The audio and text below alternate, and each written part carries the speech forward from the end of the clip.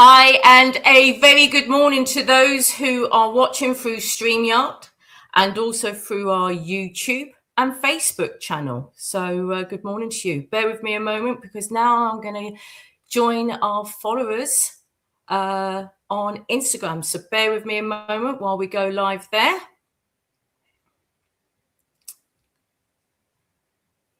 And a very good morning for those who are following us on our Instagram account as well. And well, we are live on Saturday, the 4th of April, and welcome to Solving the UK Landlord Crisis webinar. Well, I know for me, I'm certainly interested in this myself, but let me introduce myself. It's the first time you've attended one of our presentations. My name is Simone and I'm the head of the Advocate Network Department. Now, we've got lots of information that's going to be shared today, especially if you are a landlord or you know someone who is a landlord. Get a pen and get a paper. Great information is going to be shared as well. Now, just to remind you, although we are live, this will be recorded and uploaded onto our education platform, along with handouts that will complement today's presentation as well. Now, thank you for submitting your questions. I have gone through them, and I think a lot of your questions will be answered throughout the presentation. However, if you have any additional questions, don't worry, because they will be answered. How? Well, after today's presentation, I will be sending out an email to all our attendees with a link. All you need to do is click on that link, submit the additional questions that you have, and they will be answered a few days later by our speaker and Andy Benson, who heads up the Ross Media platform. So fear not, all that information, all your questions will be answered. There will be some additional links that we'll be sharing as well. So keep an eye on that slide, which are very useful and important to you. But as I said, have you got your pen and paper ready? Let me introduce you to our speaker. He is the founder and the president of the Republic of Old Souls. It's Ian Clifford. Ian, good day. How are you doing? Yeah, I'm doing really well. I'm super busy and lots of exciting things going on. So if you want to know what's been going on in the last few days, have a look at our various Telegram channels. There's some interesting stuff going on and lots of news and lots of information there. If you are enrolled as an envoy, you know, there's lots of good stuff there, and there's lots of good stuff there if you're not. So we are using Telegram more and more. I'm posting little videos quite regularly through the week, which people have said is good because they like to hear from me. So I'm responding to demand. Let's put it that way. And I think the more information we've got available, the better. And I've got a big announcement to make, which I've just put on the Telegram channel for our enrolled members. I think I also put it on the Winning at Monopoly Telegram channel as well, which I think is a massive game changer to do with the digital Ian, the Ian avatar.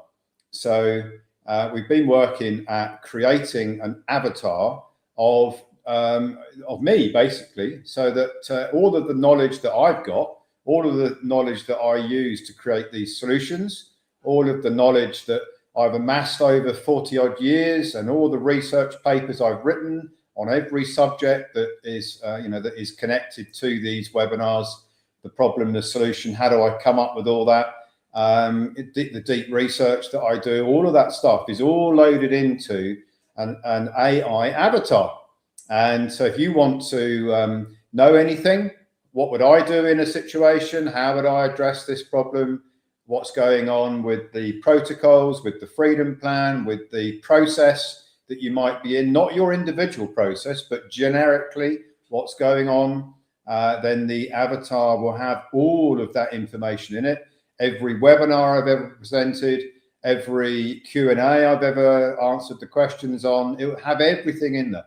So this is going to be a game changer. Just imagine that you could have you could have a Q&A with me directly. Obviously, I can't do that with thousands of members, but the avatar can, and it can be available 24/7, no matter whether you're in Australia, Canada, United States, United Kingdom, doesn't matter where you are, you can access that avatar any time of the day or night if you want to ask it a question, if you want it to do a whole presentation on something that I've been outlining, or anything that you're curious about. It will have all that information in it.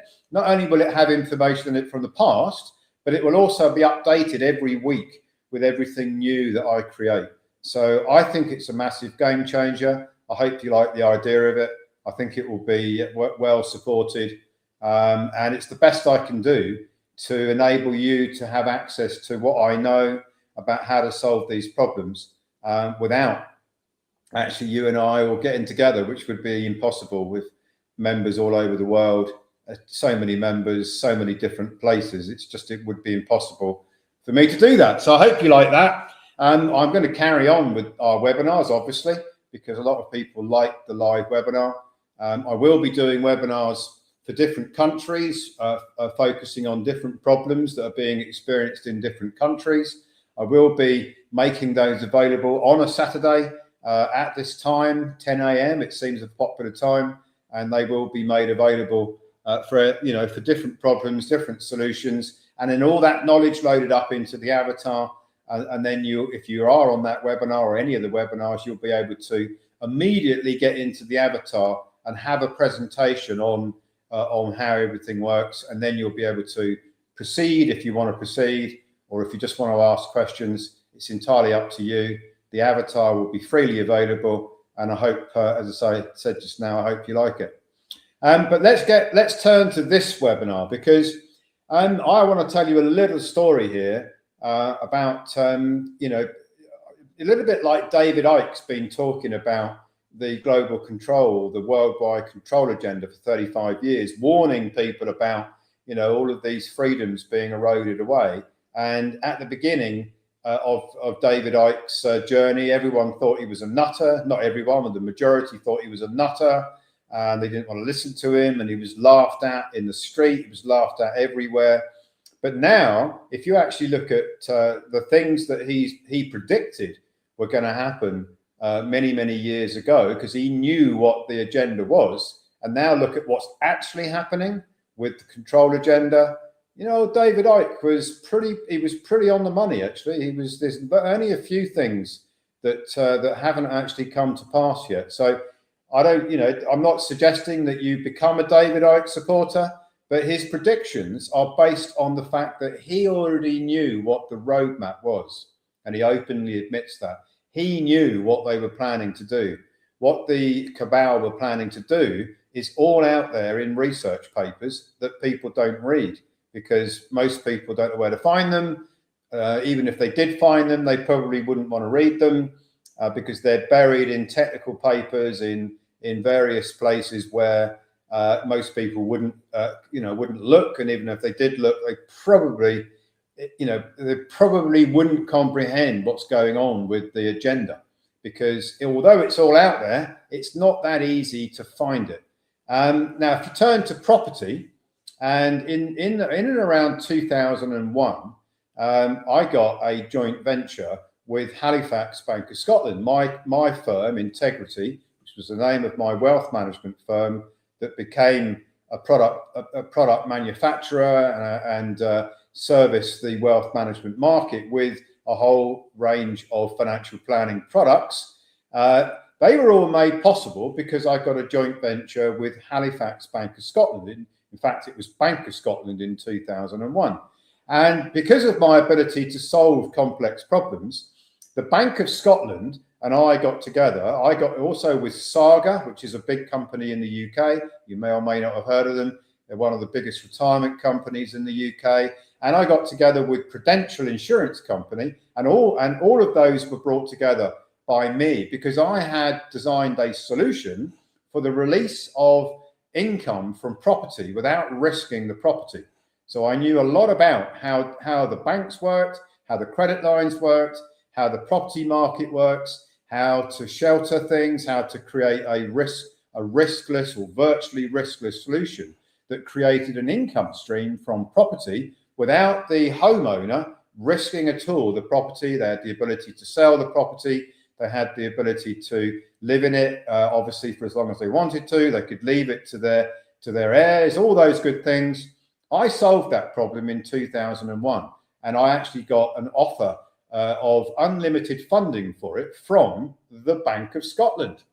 And what happened was, a long story, I'll cut it very short. They changed their mind. They gave me an unlimited credit line for other programs and products that I then designed, which were called the Maximizer range. It's all in my documentary. It's all in my backstory.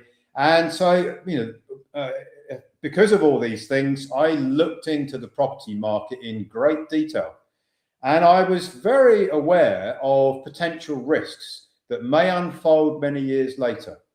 If you wind the clock forward about 10 more years, there was then all sorts of seminars. It was back in those days, of people promoting property as an investment.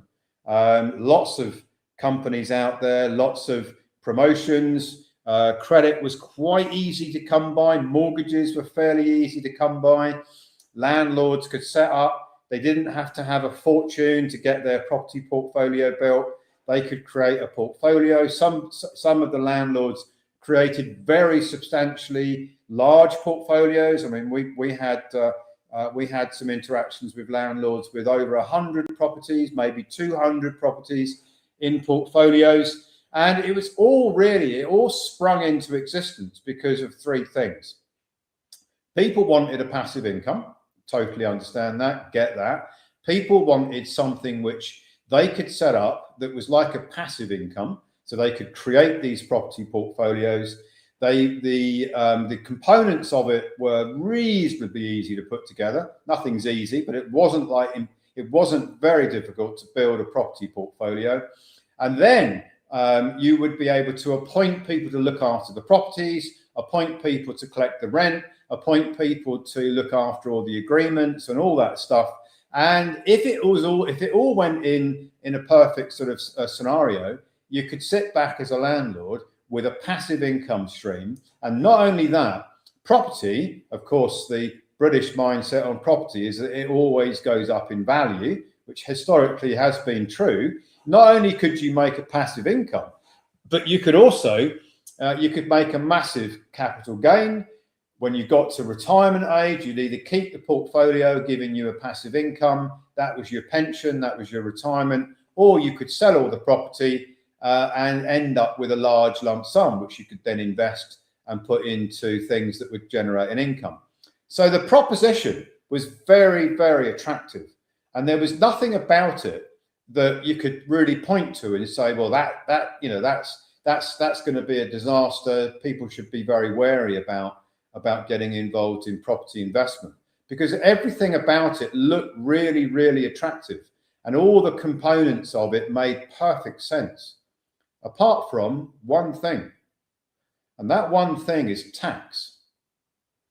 And I looked at it in about 2011, and I was going to build a very large portfolio and put it into an investment fund, actually a collective investment that bought property as its purpose and rented them out, and then was going to offer shares in a property investment portfolio. Today they're called REITs, R-E-I-T-S. Back in 2011, REITs weren't available. I was going to do that, and I still had the ability to get credit from banks. I could buy the properties in the fund. I would manage the fund. We'd get tenants in, and I was going to offer that out as an investment proposition where people could buy shares in that investment company. And I had at the time a lot of connections in the property market, and I also still had connections in the banks, and I had connections in all the areas that I needed to launch that program. And the reason I didn't do it, was because of tax. I started looking at the tax risk of property investment, and I didn't like what I saw, because most landlords were buying property in the name of the body corporate, the birth certificate entity. Most landlords were building these big portfolios because it was easy to get the mortgages. You go to get the mortgage, buy to let.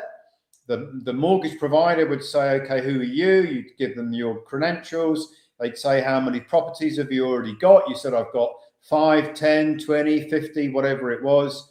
They would look at you and say, well, can you manage those properties? And you say, well, I'm already doing it.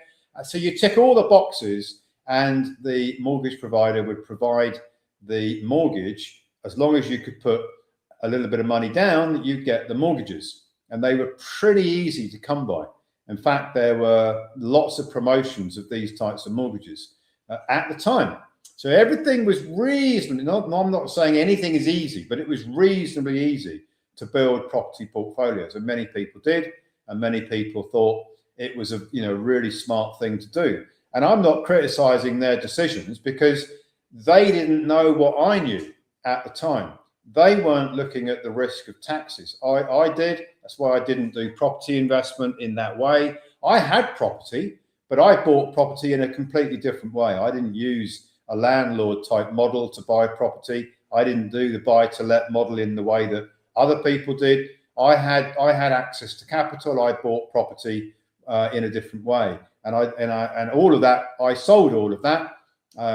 Story for a different day. But because of the FCA attack on me in around 2013, 14, I had to sell all the properties. But that's the story for a different day. Now let's get on to today's webinar. So I think the message I'm trying to put across is that you can't trust the cabal. And a lot of people have great difficulty in accepting that the cabal, which includes the government, cannot be trusted, because they don't want you to prosper. And it's a really, really difficult thing to realize. And many people will take years to realize that the governments are not here to help us. The governments and the cabal want to control us. So what they do is they set traps. The property market is a trap. The buy-to-let market, the landlord market is a trap.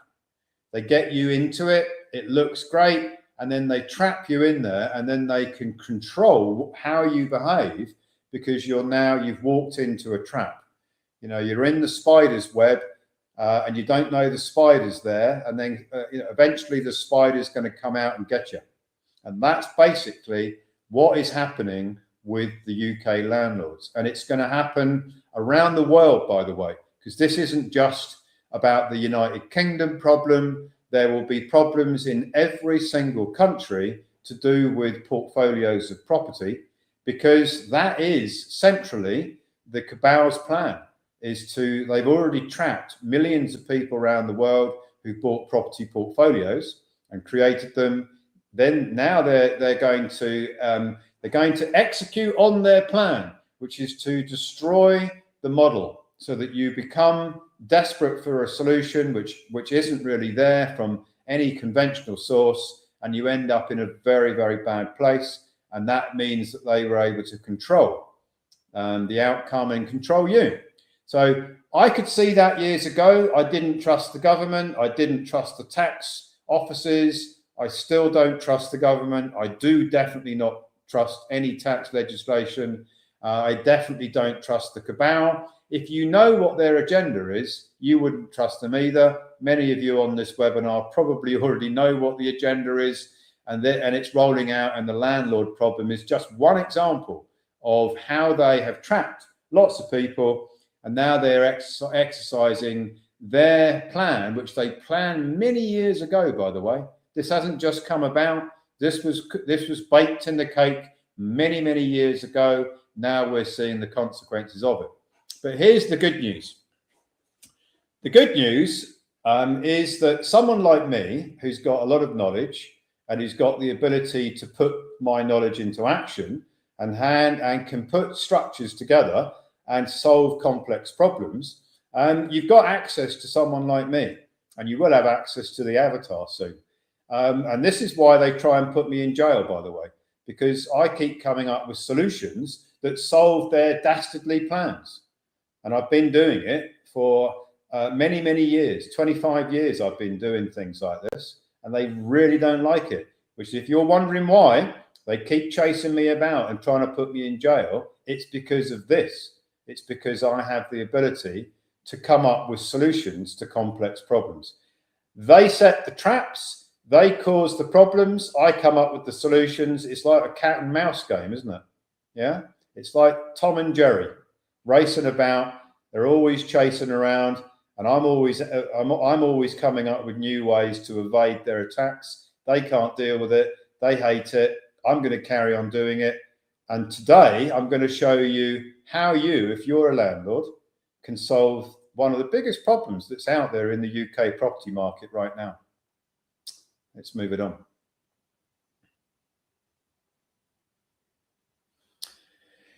Well, you know, as I said just now, it's all about taxes. Section 24 of the Finance Act of 2015. I'm sure every landlord out there will be aware of what Section 24 actually means. If they're not aware of it, I'm going to explain it because it's really quite simple, right? In the old days, you could buy a property, you could get a mortgage in the name of the birth certificate construct name, that's the citizen name, the person name, and you could set all the interest of the mortgage against the rental revenue. I'm going to call it revenue. You'll see why when we get to a later slide. So you've got revenue coming in and you've got mortgage interest going out. Now, if you understand how taxes normally work, you can set the interest, the expenses off against the revenue. And the difference between the revenue coming in and the expense going out is profit. Yeah, that's pretty easy. It's a fairly easy concept. Every business runs on that basis that they can offset their costs against the revenues that they receive. And the difference between revenue and cost is profit. I think everybody can get their head around that. And that's exactly how the landlord model should have been working. There was another dimension to it, which was the value of the asset could go up, so you could make capital appreciation as well. But if you're just looking at the cash flow aspect of this, if you had 10 properties and they were bringing in £10,000 a month, just to keep the numbers really, really simple, and your mortgage cost was £8,000 per month, then you've got a £2,000 per month differential between the revenue and the interest cost. That £2,000 was what you were paying tax on. That you'd have other expenses as well, of course, but let's just suppose there was £2,000 differential. That is what you would pay tax on in the old model. When Section 24 of the Finance Act 2015 came in, it basically destroyed that model. The model became that you had £10,000 a month of rental revenue and you couldn't offset the mortgage interest. So now you've got to pay tax on £10,000 gross revenue with no ability to set off the interest cost of the mortgages. Now that is a bit of a devastating thing to happen, yeah? Imagine if you've got 100 properties. Imagine if you've got 100,000, 200,000 a month of revenue coming in, and you suddenly can't offset the mortgage interest against that revenue coming in. The tax bill is going to be enormous. And most landlords probably didn't have the cash flow coming in to pay the taxes. So what did they do? They had to try and solve that problem. And what was originally a really good idea and a really good investment proposition that was working for most landlords, it was working fairly well. There were some examples where it didn't work very well for different reasons. I won't go into all those reasons, but the actual model itself seemed to be working pretty well until 2015. And that was the beginning of the cabal's plan to destroy landlords. Next slide.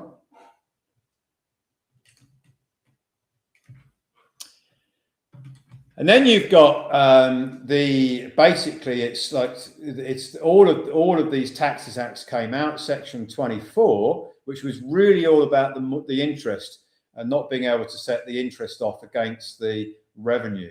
And a lot of landlords didn't think it was going to happen. I remember it at the time. Oh, the HMRC are talking about this. It's not going to happen. It's not happened yet. They won't do it. It will destroy the market. They want property prices to stay high. If they do this, it will destroy the property market. A lot of landlords were going around with that belief. I didn't have that belief because I knew that this was already a plan that they'd engineered many years before. So that's basically what was going on. And then you've got, in 2015, you've got hundreds, thousands of landlords that have got a lot of property in their portfolios, and suddenly they're facing this crisis. They didn't think it was going to happen, then it did happen. So then they're looking for the solution. Yeah, who wouldn't look for the solution if you were in that situation? Now, just to set the scene for this, you can't go and sell all the properties because A, there might not be buyers. Even if there were buyers, it would take you ages to do it. And maybe there would be massive capital gains tax problems if you sold all the properties, because then you'd make all these gains, you'd crystallize the gain on the property, you'd have to pay massive amount of taxes by selling all the properties. So most landlords didn't want to do that. They didn't want to go and sell all their property. They wanted to keep it. They wanted to find a solution to this problem. So what did they do? They went to seek out a solution. Next slide. And what was that solution? Well, innovative tax barristers started launching solutions. Promoters of this tax avoidance, this scheme, started launching different presentations, inviting landlords to different presentation events, wining and dining them, taking them out, presenting to them in all different ways.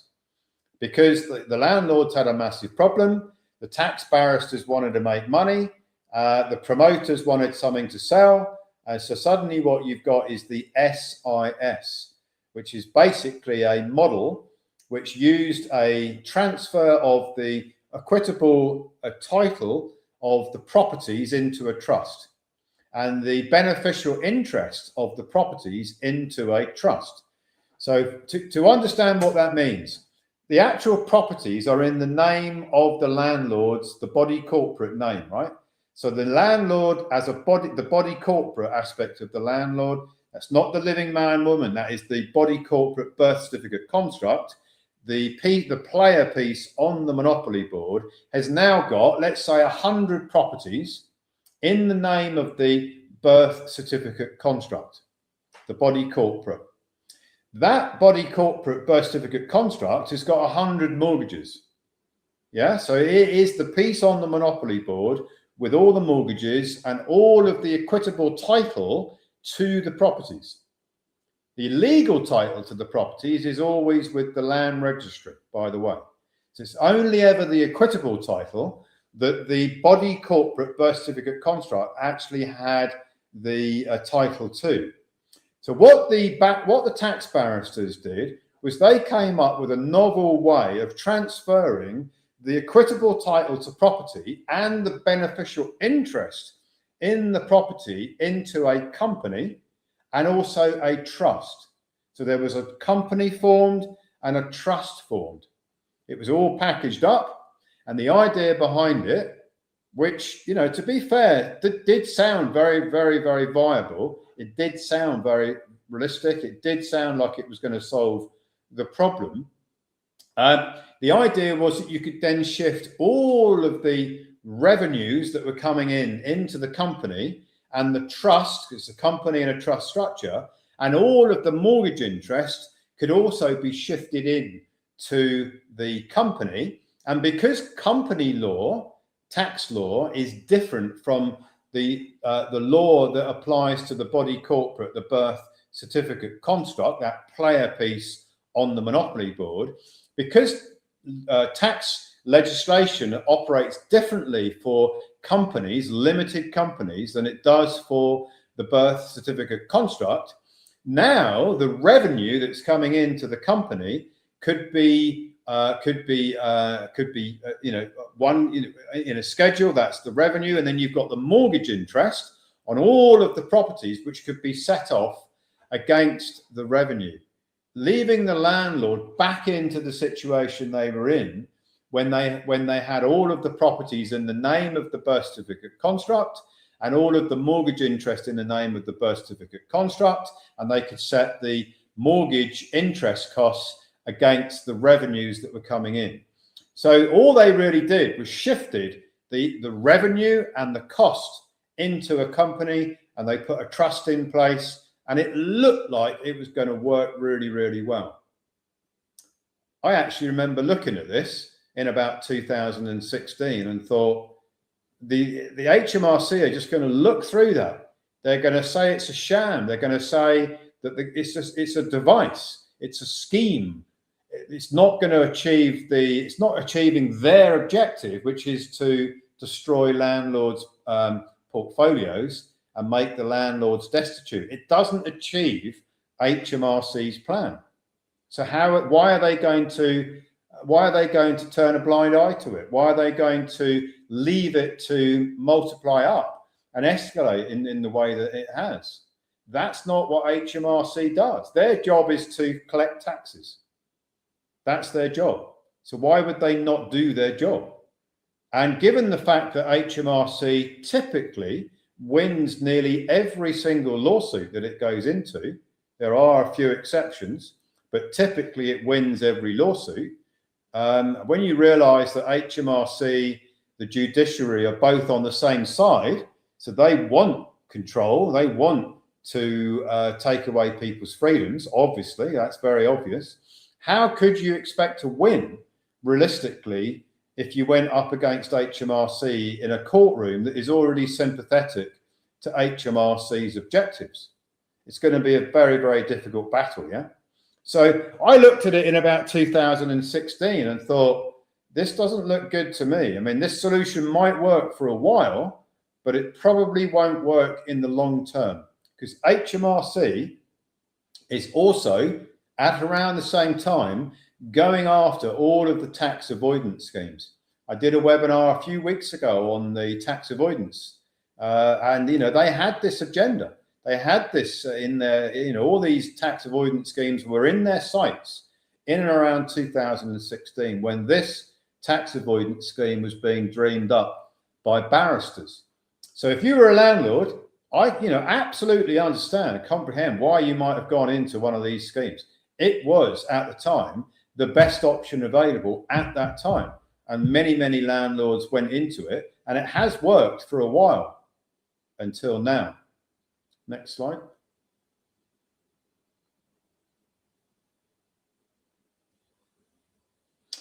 So there you go. It's a combination of a company and trust.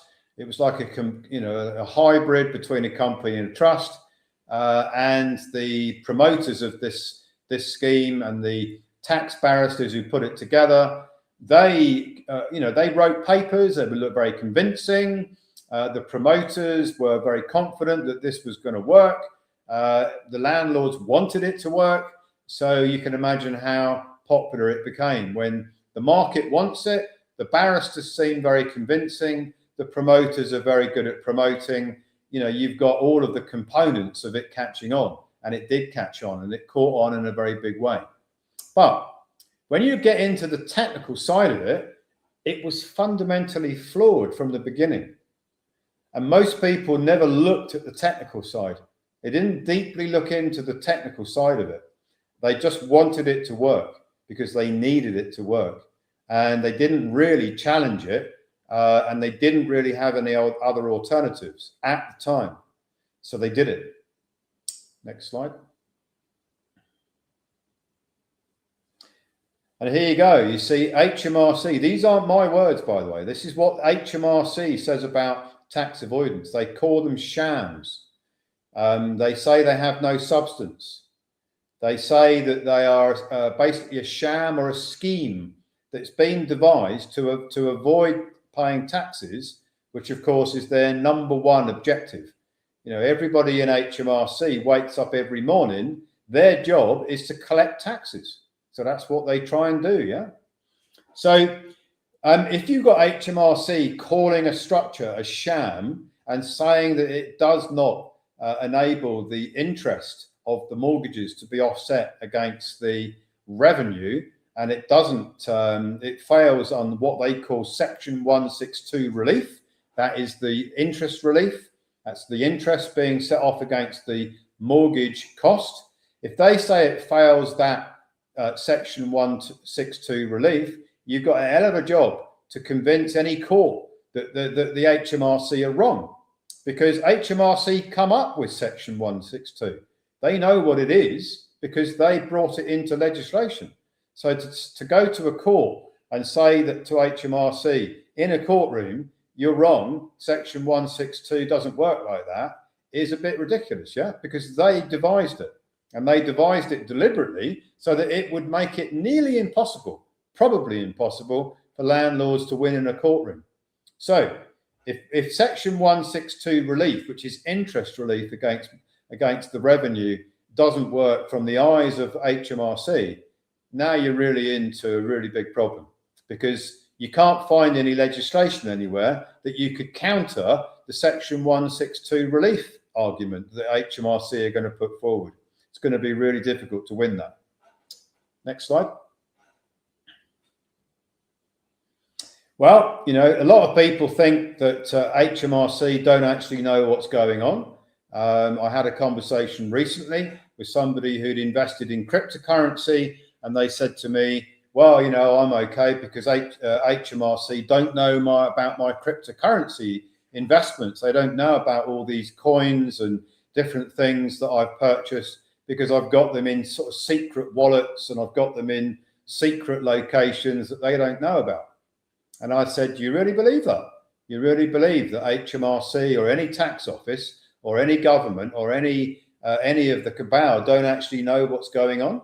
Don't actually know what everyone's got and where they've got it? Do you actually believe that you can put things somewhere, like digital things like cryptocurrency? You can put property, and the property's digital because you've got the titles, which are all digital. They're all digitally recorded, the land registries. Does anybody actually believe that you can hide things in this surveillance world that we live in? And the guy I was talking to said, yeah, but I've got my cryptocurrency in a wallet and they don't know where it is. So therefore I can hide it. And I said, well, how did you get the cryptocurrency in that wallet?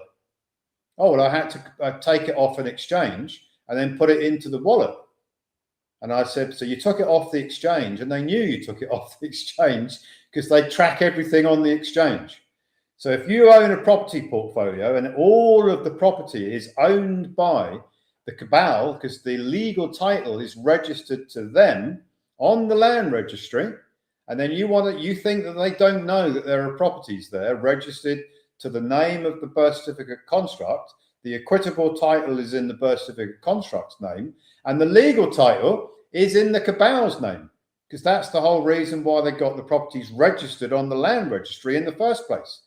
So if anybody out there thinks you can hide from HMRC and they don't know that you've got a portfolio of property, and they don't know that all the mortgages that you use are linked to the birth certificate construct, then you really need to wake up. You need to get a bucket of water and pour it over your head and wake you up, because everything is tracked and traced. That is one of the big reasons why things are registered. It's one of the big reasons why there are these regulatory platforms that everything is being traded through. Everything is registered. Everything is tracked and traced. So if you look at what HMRC do to try and find the landlords, is they do this thing called discovery. Now it's a bit of a ridiculous term because they already know what everyone's got, but they call it the discovery assessment, just to disguise it a bit, just to make it look like they don't already know what's going on with everyone's property, with everyone's bank accounts, with everyone's cryptocurrency, with everyone's investments. The only thing they probably don't know about is physical assets that you might have stored in your safe and you put them there without anybody knowing. That's about the only thing that they couldn't know about. But that isn't the majority of the people out there. So what HMRC is doing now, and they always use a legislation to do it, because of course the birth certificate construct, again, is registered to the cabal, yeah? So the birth certificate construct, the birth certificate registration is registered to the cabal. It's registered to the government, registered to the crown. So they own it. They control it. All the property, the equitable title of all the properties in the name of the birth certificate construct, they already know everything, and it's all registered to them, which is something which a lot of people don't want to face up to. This is just a game. It's just a game of Monopoly with artificial things on the Monopoly board. But under Section 29 of the Taxes Management Act 1970, so you can tell how long they've been planning this trap, they can have a look at anything they want, basically, and they can go back in time. So they already know what's been going on, and now they can go back and they can open tax assessments for the past. So if people out there are thinking, well, it doesn't really affect me at the moment because I haven't found me, then you need to wake up. You need to go and get a bucket of cold water and pour it on your head and wake up, because they already know everything. I'm telling you, I've been through a tax investigation. It went on for 3 years when I had loads of revenues coming in. They already knew everything. And that was years ago that happened. Today, they know even more than they did years ago. So they can retrospectively look back at everything that's been going on in the property portfolio and in the name of the birth certificate construct, the person, the citizen. They already know everything anyway, but they can pretend that they don't know. They can do this thing called discovery, where they ask loads of questions about the past, having already known or knowing all the answers already. But it makes it look good. It's quite convincing that they actually create this scenario where people might believe that they don't actually know what's going on, which is why they're asking all these questions. I'm here to tell you that they already know the answers. Next slide. And how are we going to solve this problem? So I've given you the doom and the gloom in the first part of this webinar. And now we're going to turn a bit of light on. We're going to have some lightness coming into it, because every problem has a solution. As I've said hundreds of times, the bigger the problem, the bigger the solution. And whatever problem they create, there's always going to be a solution. That's how the universe works. Problems are actually an opportunity to invite the solution to come into your world. Now, a lot of people, when they get a problem and they don't know how to solve it, they stick their head in the sand, they run away from it, they pretend it's not happening. It's human nature, it's fear, because they can't figure out how to solve the problem. So they go into hibernation and they just pretend it's not happening. Well, the problem with that is that the problem gets bigger, and it gets bigger and it gets bigger. And I think everybody here on this webinar and those that will watch it later will probably have an experience sometime in their life where there's a problem that they didn't really want to face. And rather than face it head on, they wanted to just sort of stick it away somewhere and hope that it went away, or hope that some solution would come along from somewhere that would solve it, but they didn't really want to think too much about it. That's human nature. I completely understand it. I completely comprehend it. But in my experience, and I've had lots of problems, the only way to deal with problems is to meet them head on. You've got to know what they are. You've got to understand the nature of them. You've got to understand what's causing them. You've got to know your enemy. You've got to look at it from their eyes. So if you're HMRC and you were looking at a landlord's portfolio and your job is to collect taxes, if you looked at it from HMRC's eyes, it probably changes the perspective and the lens of the problem. You've always got to look at problems from the eyes of those that are creating the problem. If you're going to solve it, you've got to know the enemy. This is the art of legal warfare. It's Sun Tzu, art of war. Know the enemy, know what their moves are likely to be, and know why they're doing whatever it is they're doing, know their strengths, know their weaknesses. So in this scenario, if you look at the weaknesses in the whole structure of these companies with these trusts, these SIS solutions, tax avoidance schemes, there are two weaknesses. If you analyze the whole landscape of this, there are two weaknesses that immediately come to mind. The first one is the promoters of the tax avoidance schemes. They are basically negligent because they promoted schemes which under the microscope do not work. So there is a problem for the promoters. There is a problem for the tax barristers who dream these schemes up. When you put them under a technical microscope, they don't work.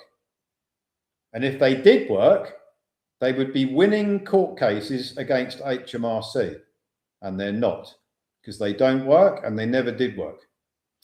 The second problem is with HMRC. The second Achilles heel of this whole scenario is how HMRC has conducted itself and the very nature, the fundamental nature of something called income, which we're going to come back to in a moment. Next slide.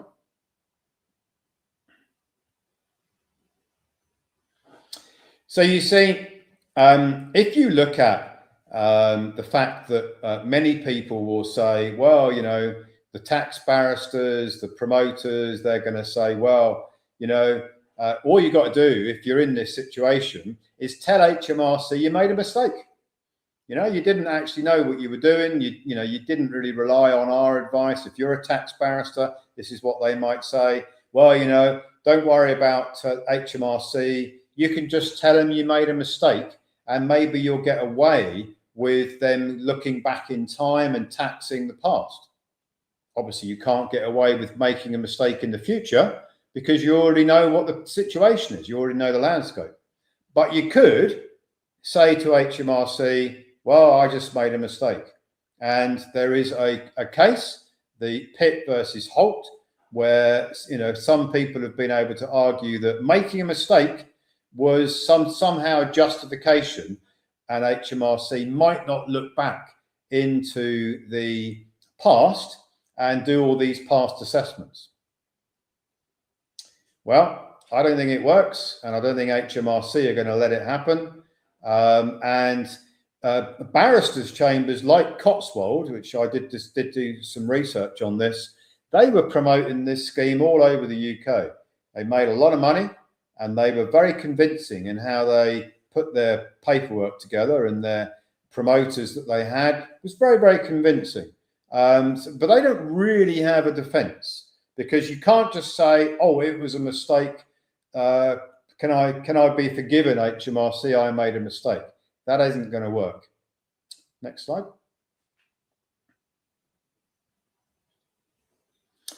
Challenging HMRC is a very interesting challenge, because I have been doing a lot of research in the last few weeks, and I've published 2 research papers on this very subject.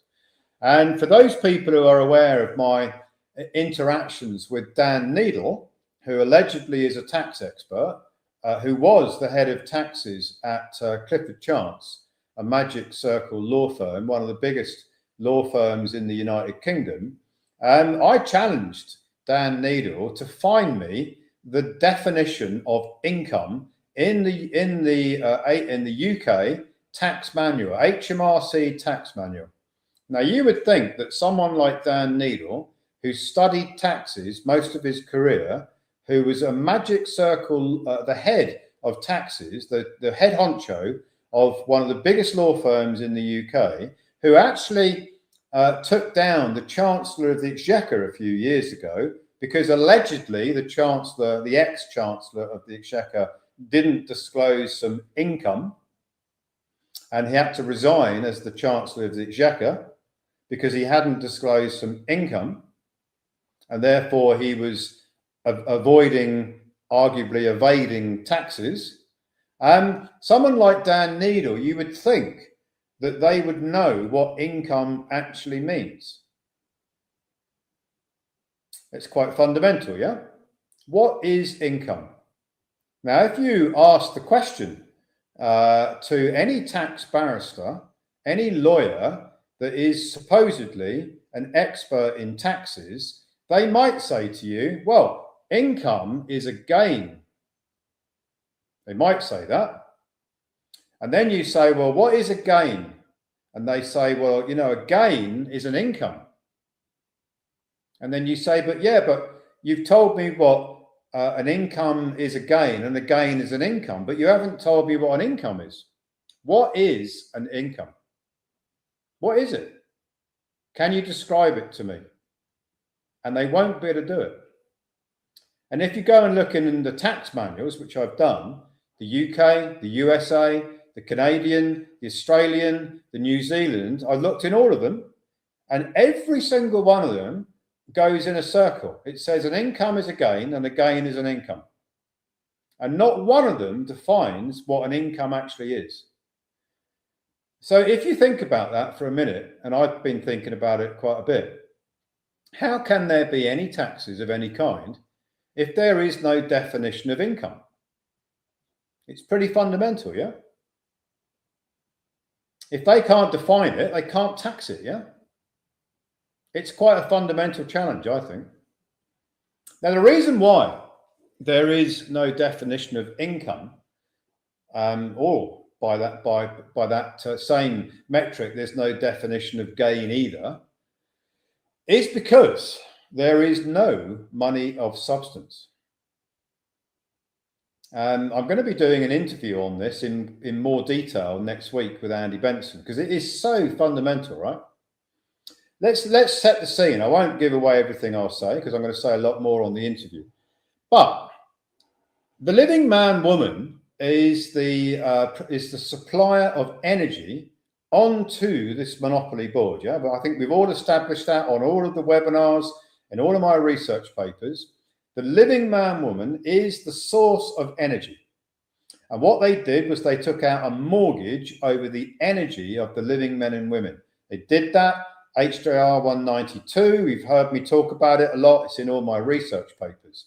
The whole monopoly board of all of these artificial entities, including the birth certificate construct that is the player piece on this great big game of Monopoly, all of the properties, all of the tax offices, all of the banks, all of the everything are all artificial.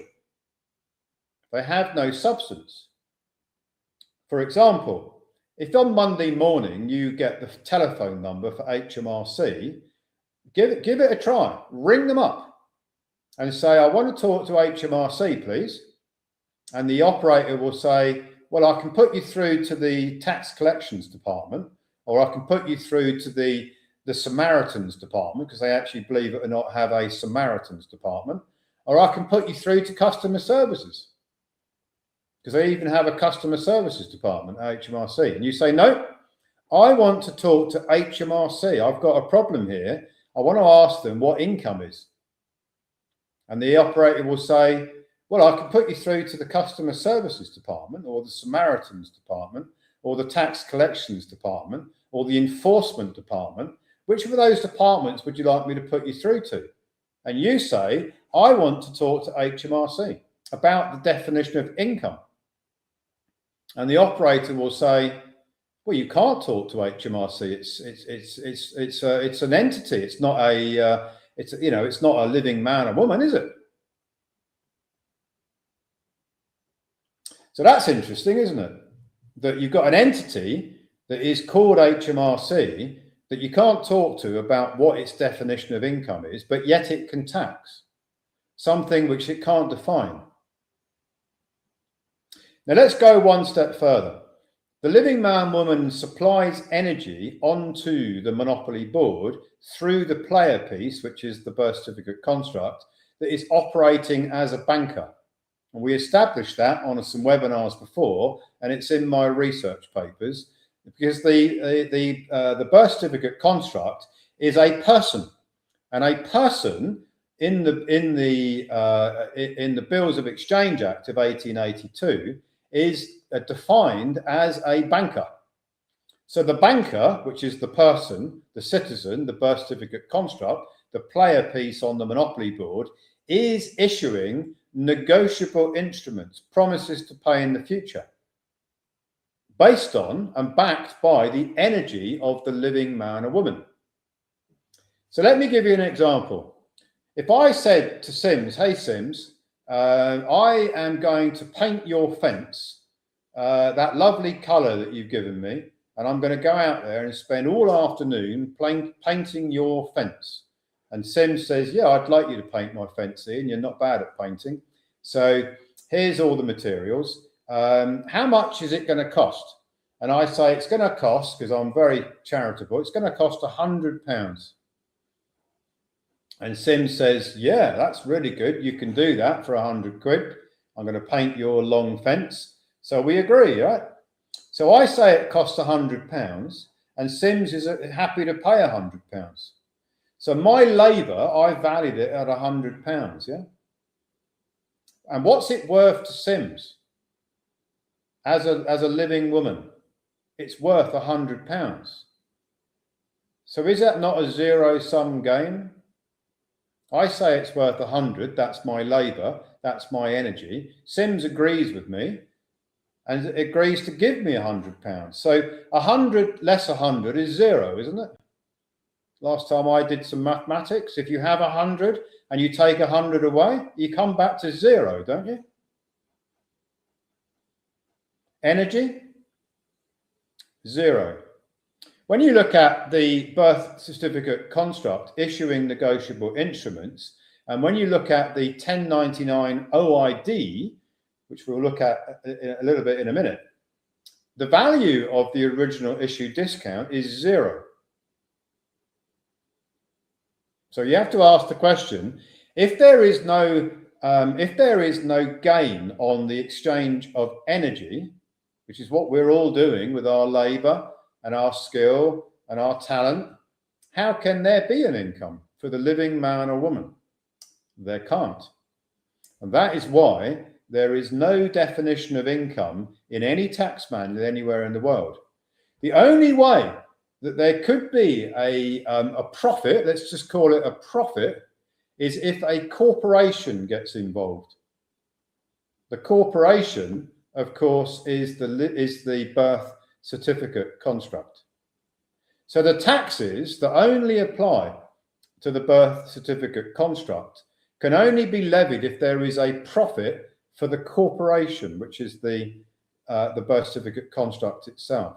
There can never be a tax for the living man or woman, because the living man or woman is supplying energy, and the supply of energy is met with the acceptance of energy, and it's always going to be zero.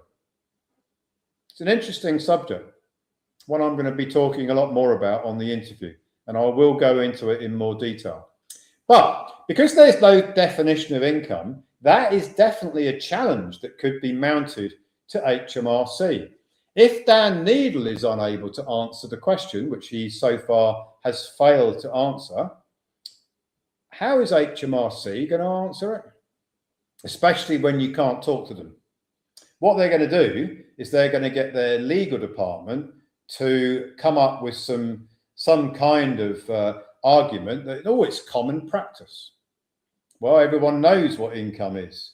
It's common practice, right? But it isn't in any law book and it isn't in any tax manual.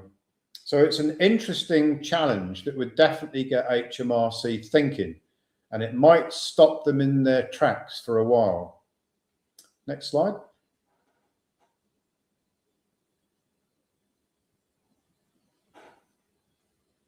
So if a tax bill is based on income and there is no definition of income, a challenge to the bill would be to put it back to HMRC and say, well, you know, this tax that you say is due seems to be based on an income, but I can't find what income means. So please tell me what it means.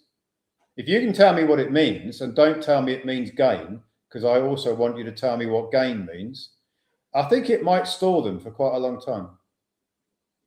It would be an interesting thing to do, and we're going to do it. Next slide. So you see, it's all because of the bankruptcy of the whole Monopoly Board in 1933.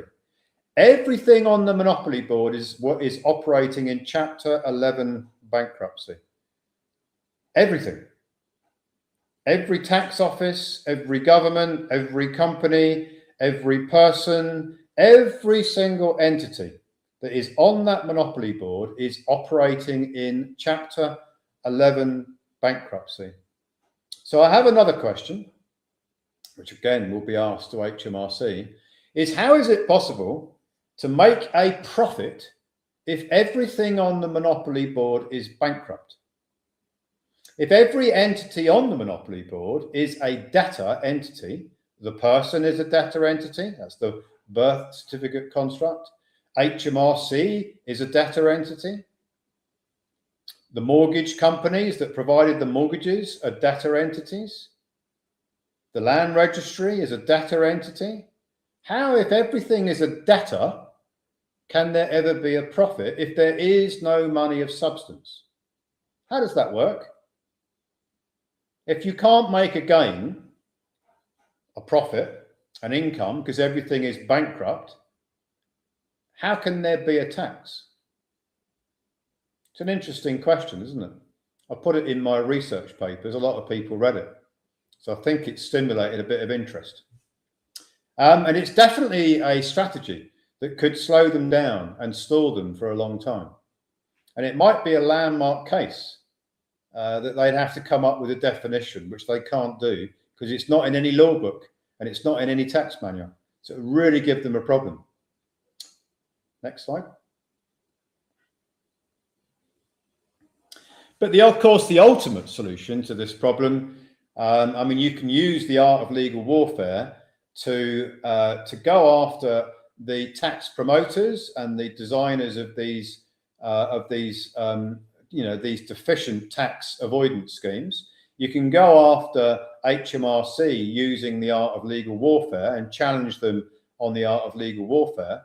And that will slow it right down, right? It will slow it down. It will put it in the long grass for a long, long time. And whilst you're doing that, you can do what's the peaceful solution. You can start to, if you're not already doing it, you can start to recoup the signature energy, it's the taxes on the signature energy that created the mortgages that were used to acquire the properties in the first place. So I want you all to imagine, how many landlords are there out there in the UK? How many mortgages do you think that there are? If you added them all together, all the mortgages for every landlord, I think we're talking about a very, very high number, yeah? If you then multiplied the number of mortgages by the face value of the mortgages, yeah, so take the number of mortgages, multiply it by how much was borrowed by the landlords to acquire these properties, that probably runs into a high number of billions, if not trillions. All of that came into existence, sprung into existence through the transference of energy. The living man, woman that signed the mortgage contract to buy or to acquire the property, the equitable title of the property at least, had to sign something to create the mortgage credit. And when they signed the mortgage credit agreement, they transferred their energy from the living man, woman through the birth certificate construct, this artificial person, the player piece on the Monopoly Board. And the bank said, thank you for that deposit, because that's what they did. They deposited the energy through the birth certificate construct, which is a banker. We established that, Bills of Exchange Act 1882. And then the bank that's going to provide the mortgage took that in, that promise to pay in the future, that signature, and they showed it on their balance sheet as an asset. And then on the other side of their balance sheet, so they showed the mortgage signature as the asset, and they matched it with a liability on the other side of their balance sheet. This asset goes away, is abandoned. This debt is the mortgage that you see in the mortgage account. So the mortgage provider will say, yeah, your mortgage is ready. You'll see the balance in your account. That debt sprung into existence because the signature deposited energy with the bank.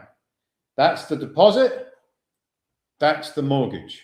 Two sides of a balance sheet. What then happened was the mortgage itself was securitized. The bank, the clearing bank that created that transaction and created the mortgage through the signature, they then sold the mortgage debt, this debt, which has got an interest attached to it, because you've got to pay interest, remember? You know, the landlord's got to pay the bank interest. They sold that mortgage to the investment banks under a securitization. And the investment banks, who are not in the UK, not in Canada, Australia, New Zealand, they're in New York. They're in the United States. And those guys, who I call the gods of the universe, facetious, with a bit of a tongue in cheek when I say it, because I've met many of them, they then buy and sell those debts that they package up into securitizations. And what do they do every year with the United States Treasury, the IRS? They have to pay taxes on those securities, those mortgage securities. They pay taxes, and they pay them, and they actually disguise how they pay them, because they create what's called omnibus accounts. So they create these accounts and they pay taxes under these omnibus accounts to the United States Treasury. And the payment of those taxes is for the use of the landlord's energy. So you've got the landlord who signed a mortgage contract. The mortgage contract, the clearing bank created, there's the asset, there's the liability. The clearing bank then sold the debt, everything's debt-based, remember, to the investment bank. The investment bank starts trading the mortgage as a security with lots of other securities in a bundle. They call it a bond. And then every year, the investment bank has to pay taxes for the use of the energy, the use of the signature. Well, who does that energy really belong to? Does it not belong to the living man or woman that is the agent for the birth certificate construct? The birth certificate construct is the alleged borrower in this mortgage. Doesn't the energy really belong to the living man or woman who is the agent for the birth certificate construct? Of course, the answer to that question is absolutely yes. The energy does belong to the living man or woman who transferred the energy onto the monopoly board through the player piece, which is the birth certificate construct, that then acquired a property that was registered to the cabal through the land registry. So they get the legal title. The landlord, as the birth certificate construct, gets the equitable title. But the energy that created the mortgage still belongs to the living man or woman. It always is going to belong to the living man or woman. The investment bank can't say that they are the creditor. They can presume to be the creditor. But they didn't create the energy, did they? The living man woman created the energy that financed this whole mortgage in the first place. The investment banks can't make a lawful claim that they are the creditor, they are the creator of the energy. They just presume that they are until the record is set straight. We'll come to that in a minute. So you see, if you want to recoup the signature energy the taxes that are paid on the signature energy, you have to put a structure in place so that you can lawfully claim back the taxes that the investment bank is paying on that signature energy. And there is a way of doing it, which I'll explain in a moment. A lawful way of doing it, the only way to do it, in fact, that is lawful.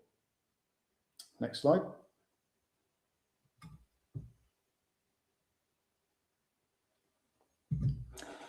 And the lawful way of doing it is detailed in the IRS publication 1212. I'm just looking at the time, because when we did this before, we're actually off today. When we did this before, we actually had 1212 on the clock. It's just when I got to the IRS publication 1212. So it didn't happen today. Maybe it only ever happens once. Publication 1212 is one of the most important documents that anybody could ever read. And I literally mean that. If you only ever read one thing in all of my teachings, is you should read IRS publication 1212. It's an interesting number, 1212, isn't it? It's a very interesting number. I'm sure means something. If you're into angel numbers, I'm pretty sure that means something. Yeah, 1212. So in that document from the United States Treasury, which has been around for a long time, by the way, it talks about the holder in due course. So you might be thinking, well, what does that mean? The holder in due course is the true owner of the energy. In the law, he who creates, and I'm not being sexist, that's what the law says, he who creates is the owner. The creator is the owner. So who does that energy belong to? The living man or woman, yeah? They put the energy on the monopoly board. They did it through a signature.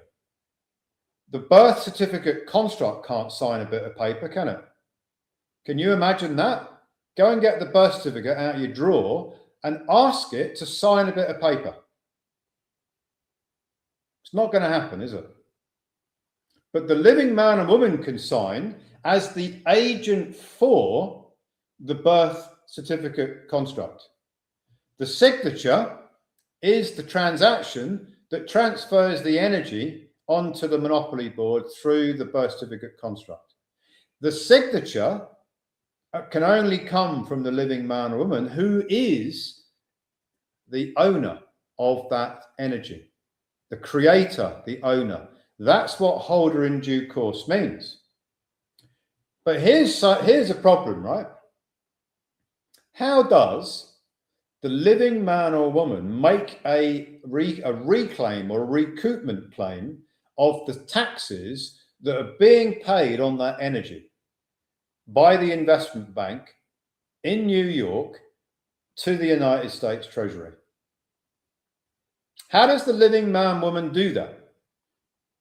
How does the living man woman get on to the monopoly board, this artificial monopoly board? How do you get on that board? Can you step on it? Can you jump on it? Can you lie down on it? No, it's artificial. It's like a hologram. So all you can do is to put another piece on the monopoly board. You've got the birth certificate construct. That's a player piece that goes on the monopoly board. You didn't actually put it on the board. Your mum and dad did by registering the birth certificate right at the beginning. They put that player piece on the monopoly board. So if you want to recoup the signature credit, the taxes on the signature credit, and you want to do it through IRS publication 1212, and you want to do it through the original issue discount, which, by the way, the signature that went on the monopoly board at its outset was worth zero. For the same reason that the energy that I might use to paint Sims's fence is ultimately it's zero, because it's worth 100, and I'm going to use 100 of my energy and Sims is going to pay 100 for it. So it's zero. That's why the original issue discount is valued at its outset at zero. Very, very revealing. Next slide. So you see, when you then look at what does the IRS do with all of this information that they've got available to them, right? Remember what I said about the land registry, the HMRC, they know everything, right? So does the US Department of Treasury.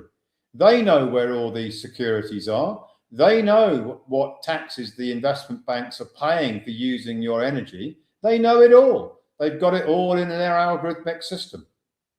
So when the IRS is looking at how much taxes the investment banks that are holding your energy are paying tax, they know it all.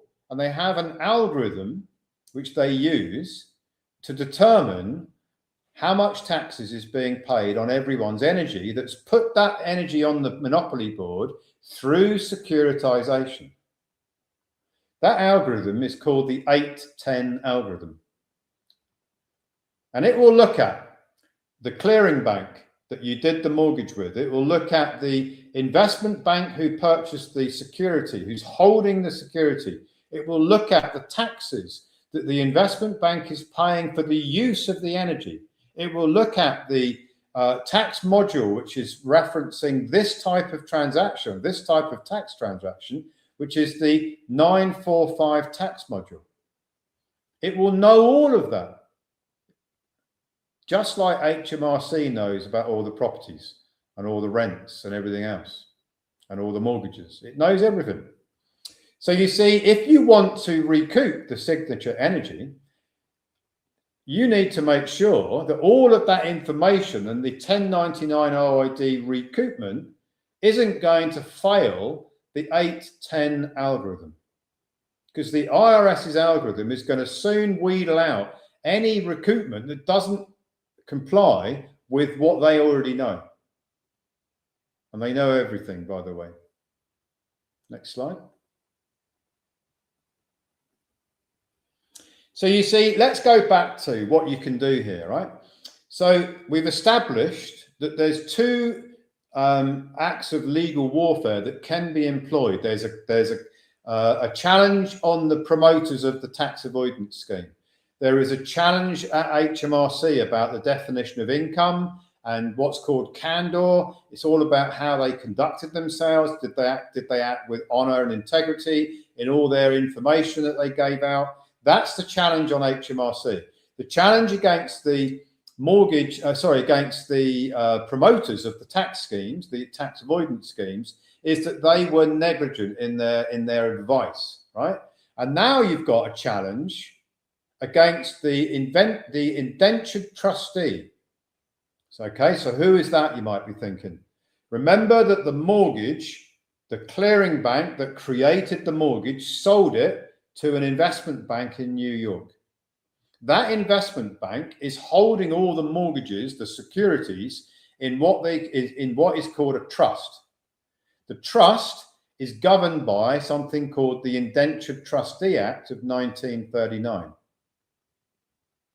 So the trustee has to comply with the Indentured Trustee Act of 1939 if they're going to operate lawfully. Now, the trustee, this indentured trustee, is holding your signature energy in a trust. And they are making a trust return every year where they claim that this energy actually belongs to the trust.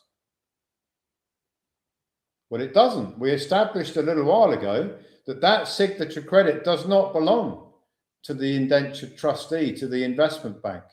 It belongs to the living man woman. But the living man woman has never made a claim against it because they can't get on the monopoly board, remember? You can't step on the monopoly board and make that claim. So the indentured trustee gets away with it year after year after year by making a claim that they are the creditor, they are the owner of the energy, and they are paying taxes to use that energy because they own it. but they don't own it. So if you do something called an adverse claim, which is you set up a 98 series grantor trust, that's a new player piece on the monopoly board, and the trust files a 1099 OID where the investment bank is paying taxes on the use of the energy from the living man woman. Now the 98 series grantor trust becomes the holder in due course. The trust has now put a superior claim in to the ownership of the energy. The trust, a 98 series grantor trust, has a beneficiary who is the living man or the woman. And the trust is there to protect the interests of the beneficiary, which is the living man or woman. So the trust, which is an international grantor trust, files 1099 OID, which under IRS publication 1212 corrects the record. Now the trust, the 98 series grantor trust, is the holder in due course, is the true creditor of the energy. And the taxes that are due, that are being paid at the moment to the United States Treasury, to the IRS by the investment bank, all of those taxes now belong to the grantor trust, because the grantor trust can lawfully take up its position as the holder in due course, 100% lawfully under IRS publication 1212. And if the same trust, 98 series grantor trust, issues an adverse claim against the investment bank trustee, that's the indentured trustee, that says, prove that you are the creditor of this security, of this mortgage, they can't prove it, because the 98 series grantor trust filed the 1099 OID, which corrects the record at the IRS. It corrects the ledger. So now the indentured trustee that has been claiming that it is the creditor,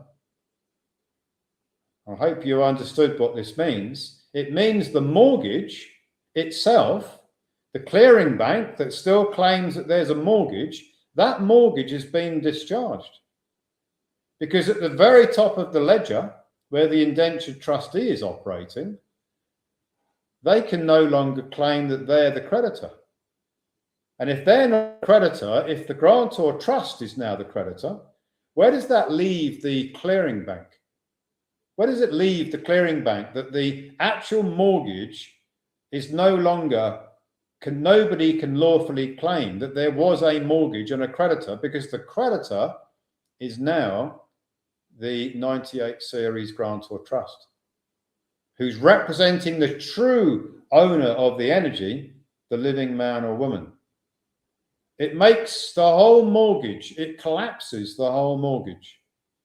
Because if there is no lawful creditor that is linked to the clearing bank, the guys who claim that they provided the mortgage, they didn't really, they just did an accounting exercise to create that mortgage in the first place.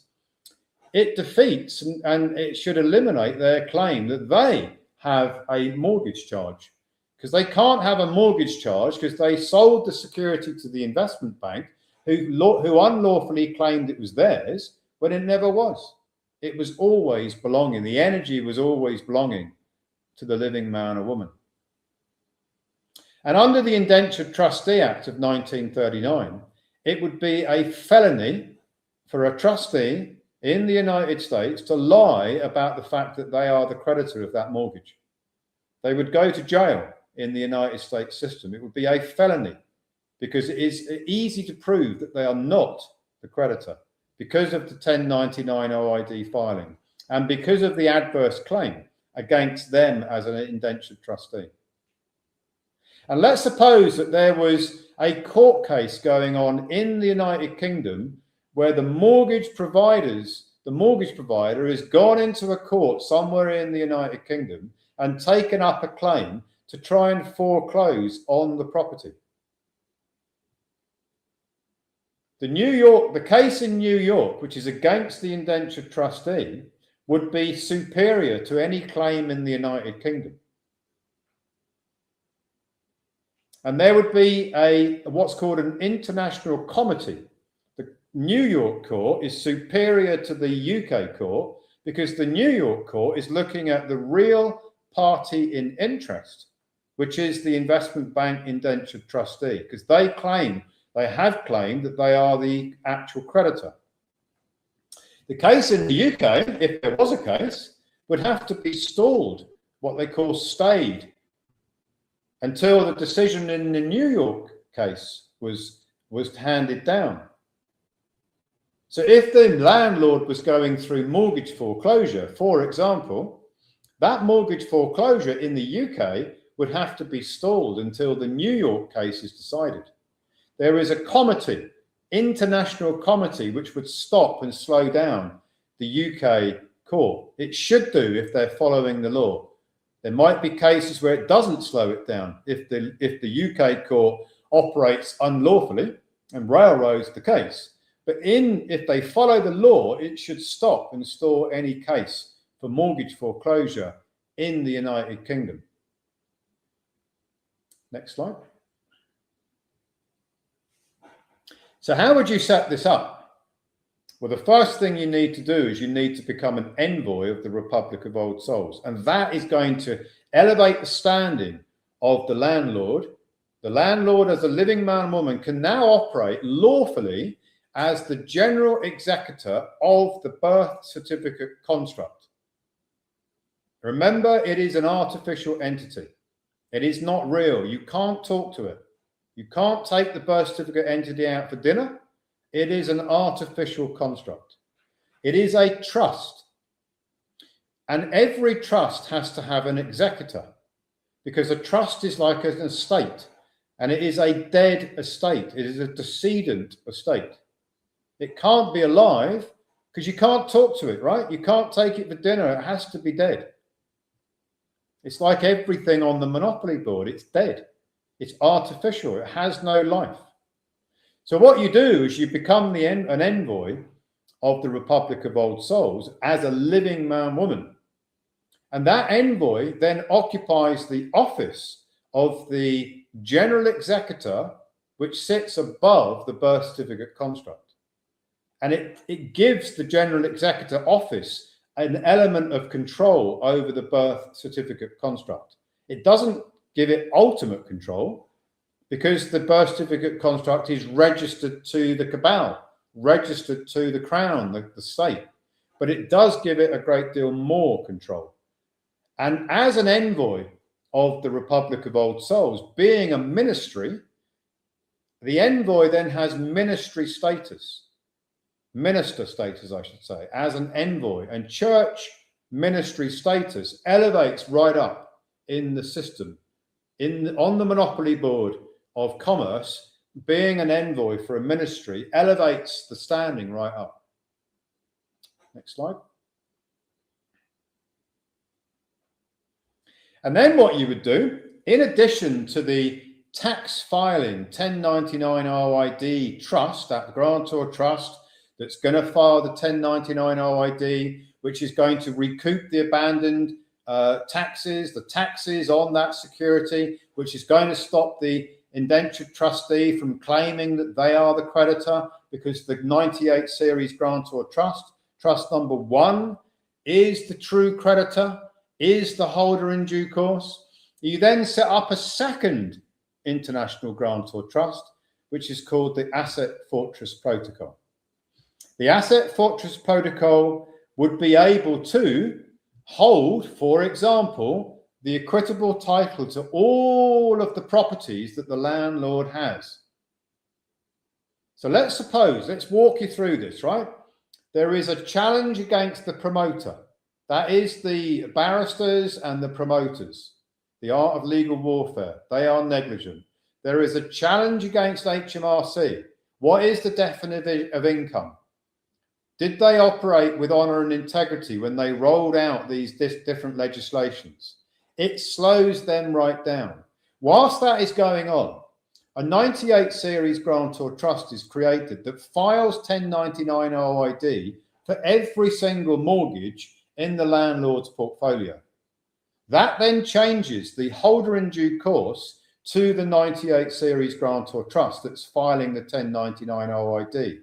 Then an adverse claim is sent into the indentured trustee for every single mortgage in the landlord's portfolio. Then you've got the actual recoupment of the signature energy, which should happen between 6 and 9 months after the initial grantor trust was created. So all of the face value of the mortgages can be recouped. And all of those recoupments of the signature energy, which is taxes, can be stored in the Asset Fortress Protocol. So take an example. If a landlord had 10 houses, 10 properties with 10 mortgages, and there was 10 million of mortgages, just imagine there was 10 million of mortgages. The value of the properties might be 15 million, might be 8 million, doesn't matter what the value is. They go into this program, they stall HMRC because they're going to take up the art of legal warfare against HMRC. They might win damages against the promoters of the tax avoidance scheme, but they're definitely going to stall HMRC in what they're doing. They then set the grantor trust up, which is going to file the 1099 OIDs for each of those 10 mortgages. They serve an adverse claim in New York against the indentured trustee. That is going to transfer the true creditor position to the 98 series grantor trust that's filing the 1099 OID. It could win in New York and compensation could be paid out in the New York court to the grantor trust because there's been a misrepresentation for years about the true ownership of the credit. It's never been the indentured trustee. It's always been the living man woman who's the beneficiary of this court case in New York. Then there is the recoupment of the signature energy that comes into the grantor trust through the Clifford Protocol, which is the signature energy recoupment. Now the landlord is sitting there with a trust with $10 million sitting in it. He can use that, she can use that to discharge all of the mortgages. Now the portfolio has no debt. All the mortgages are gone. There's no longer a tax problem. Why? Because all of the properties, the equitable title of the properties, can be transferred to the Asset Fortress Protocol. And the Asset Fortress Protocol operates in an international jurisdiction. It is a nation in its own right.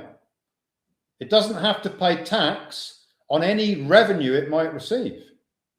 It doesn't even have to disclose the revenue that it receives. So all of that property rent that's coming in, that was coming into the company, this tax avoidance scheme, which is in the UK, it couldn't be more ridiculous that they actually set them up in the UK, is now going to an international grantor trust, which is an independent nation that doesn't pay tax.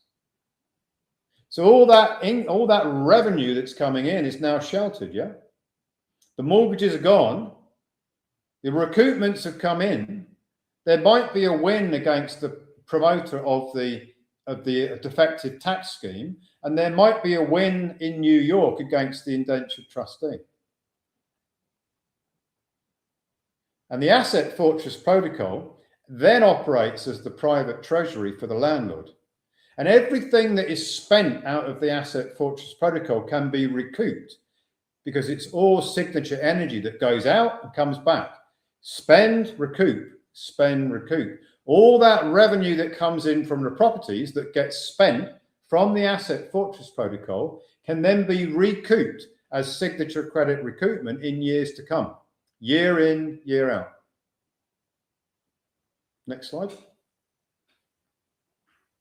So the properties become unencumbered. The debt is discharged, lawfully discharged. And the whole revenue that's coming in is tax exempt revenue.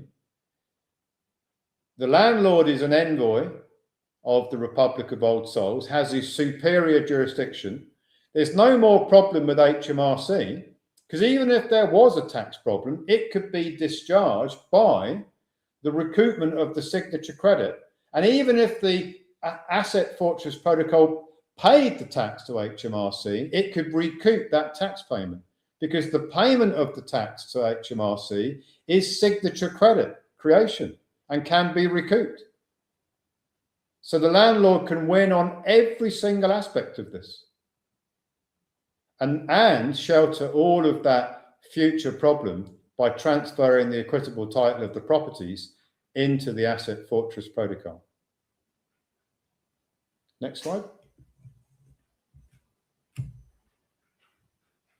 Spending and recouping, it's a game changer, yeah?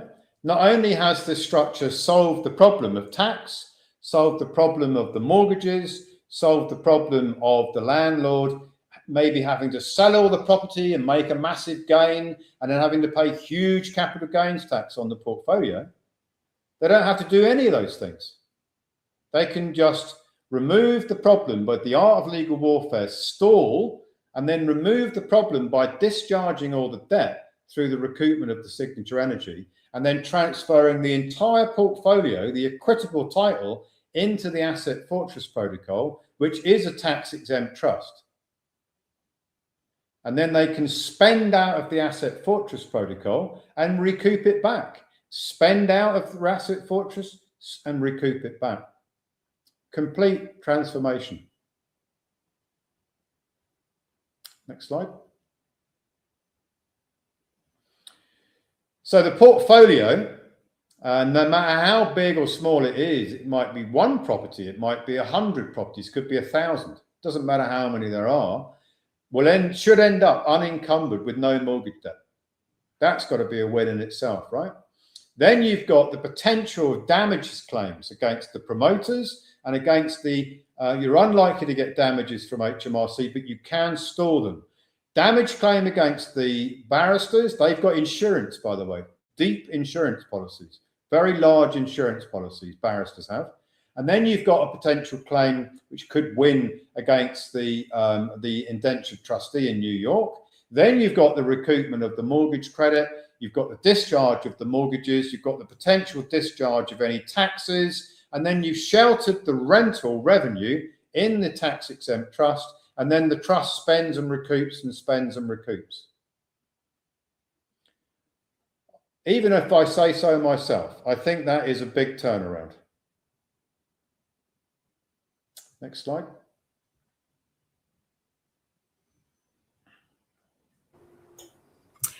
I couldn't put it better myself. What you just said, massive turnaround for landlords. And I know there's a lot of people who are joining this presentation for the very first time. So I'm sure they got so much out of today's presentation. And of course, don't forget this.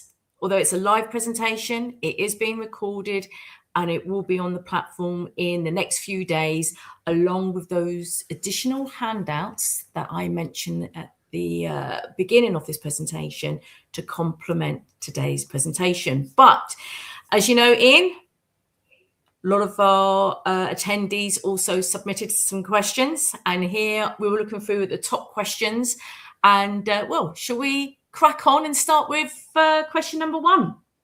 Are you ready? Cool. Okay. What specific technical change introduced by Section 24 of the Finance Act 2015, in particular number 2, is cited as the primary cause of effective insolvency for professional property portfolios? Well, it's really an attack on sole trader.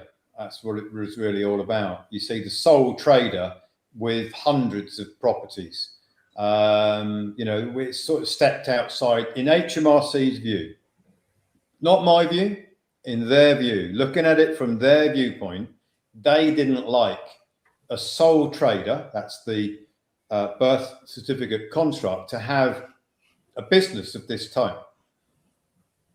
They didn't like it. They set it up to fail, well, to win for them and fail for the landlord. and all they had to do was change one piece of legislation. And now, who's going to argue with them? When they roll out a piece of new legislation, who's going to stop them? There's nobody to stop them. They can do pretty much what they like, yeah? So they already knew what they were going to do many, many years before. As I said,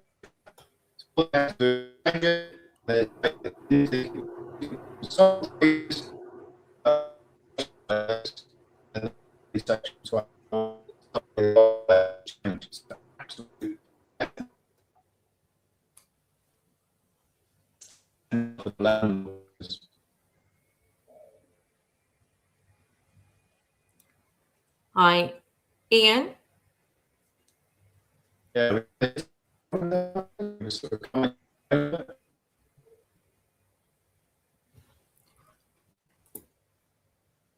Hi, Ian. Can you hear me okay?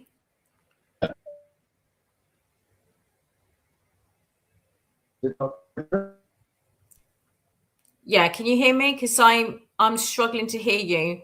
You seem to be cutting out. Right, okay. Bear with us at the moment. As you know, this is live. These things do tend to happen. So give us a moment. I'm sure Ian will come back to answer the rest of the questions. So as I said, I hope you have enjoyed today's presentation. After today's webinar, I will be sending an email out. So if you do have any additional questions after today's presentation, then of course, Ian, along with Andy Benson, who heads up Ross Media, will be doing an additional section. So just bear with us a moment. I think someone's coming through. Hello. Yeah, well, he obviously didn't like me talking about this. This is when you need 12-12 quickly. Yeah, I must be over the target. It threw me out. So. Oh dear, yeah. So I was just looking because I'm thinking, no, my internet seems okay. So what's going on here? So no, I think my internet's fine. It's the platform. It just threw me out. So it oh froze. God, how rude! And it threw me out. So that's interesting. That's never happened before. Never. That's never happened. I don't know if you want to repeat your answer again, just so we make sure we got the full answer, because you're getting right into it, and then after that, you sounded like you were underwater. Yeah, as I said at the beginning of this webinar, HMRC knew what they were doing many, many years ago. All they had to do was attack sole traders that had many, many properties and say that was unreasonable. They brought Section 24 in, and then suddenly the sole trader, which is the birth certificate construct, has now got a massive problem. Gross income, tax on gross income, here's that word again, income, gross revenue, tax on that. And then they knew that the landlords would have great difficulty solving the problem. They already knew that, and that's why they brought in Section 24. It was really an attack on the sole trader, but they set the sole trader up in the first place by making it so that the sole trader, landlord, could have multiple properties and multiple mortgages in a business sense. And they didn't like it. If everyone had set up a limited company from the outset and got the mortgages in the name of the limited company from the outset, it would have been all right. But who did that? Yeah. Not very many people did that. No, not at all. Not at all.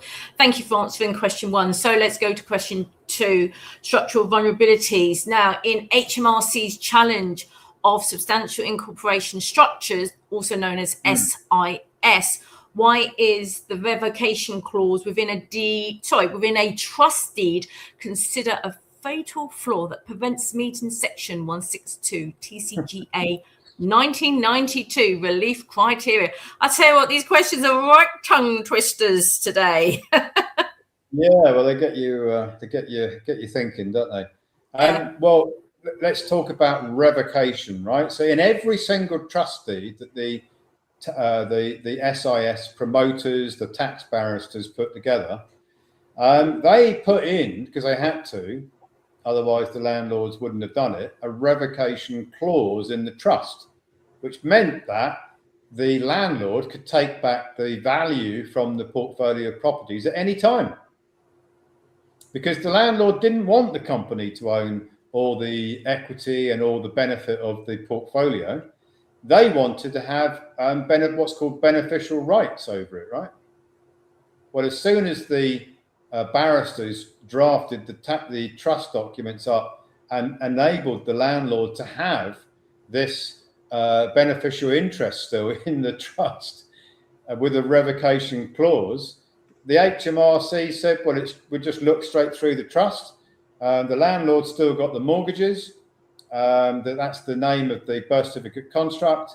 And the company in the trust, we just look through that as if it's not there. Because the revocation clause says that the landlord at any time can take back the portfolio. So it's just like a sham. And that's what HMRC call it. And it's all because of the revocation clause. Okay, thank you for that. Question number 3, the definitional challenge. How does the art of legal warfare utilise the absence of the black letter statutory definition for the term income in the UK tax code distribute the validity of tax assessments? Well, when you get an investigation, and that's what happens in this situation, HMRC, they start writing very aggressive letters. They want disclosures. They want all kinds of information. They already know it, by the way, but they want you to confirm it all so that you kind of trip yourself up and fall down their trap. You've walked into their spider's web and they're now going to come and get you. So they want to know, basically, what's your proposal to pay all the taxes? That's really what they want you to say. Yeah, okay, fine. You've got me. I'll come up with the taxes.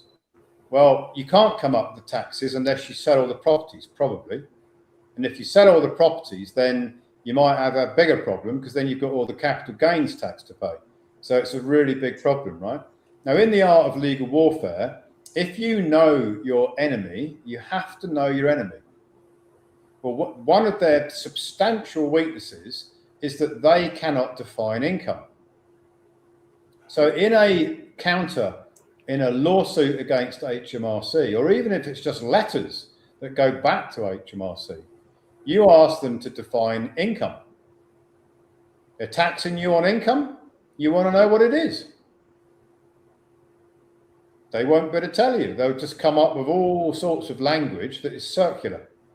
And then you say, well, if you can't define what it is, how can I pay it, tax on it, if you can't tell me what it is? It will probably slow it down for a long, long time, right? It will stall the situation with HMRC for a very, very long time. And then if they go to court, because they do that, they do, take up court cases, then you can have the argument, this art of legal warfare in a courtroom. And if it gets into a courtroom, that will also take a long time. So what you're doing with this strategy is buying time, really, because actually what you really want to be doing is recouping the signature credit on all of those mortgages, because that's where the real big remedy is the recoupment of the signature credit on all the mortgages. So you're just stalling the enemy. You're stalling them. You're not letting them into your, not letting them into your environment. You're stalling them. You're keeping them at the gates, and you're using the art of legal warfare to do it. Thank you for that. Number 4, credit origination theory, according to the currency creation protocol. What is the legal significance of the living individual signature on a mortgage agreement under the Bills of Exchange Act 1882? So we've got a number of names for signature credit. We have a currency creation protocol. We have an infinite money protocol. We have the Clifford protocol. They all basically are the same thing. It is signature credit recoupment, and it all springs into existence because the birth certificate construct is the banker. If you go and read the Bills of Exchange Act, it'll tell you in there that the birth certificate is a person. It doesn't actually use those words, but it's what it means.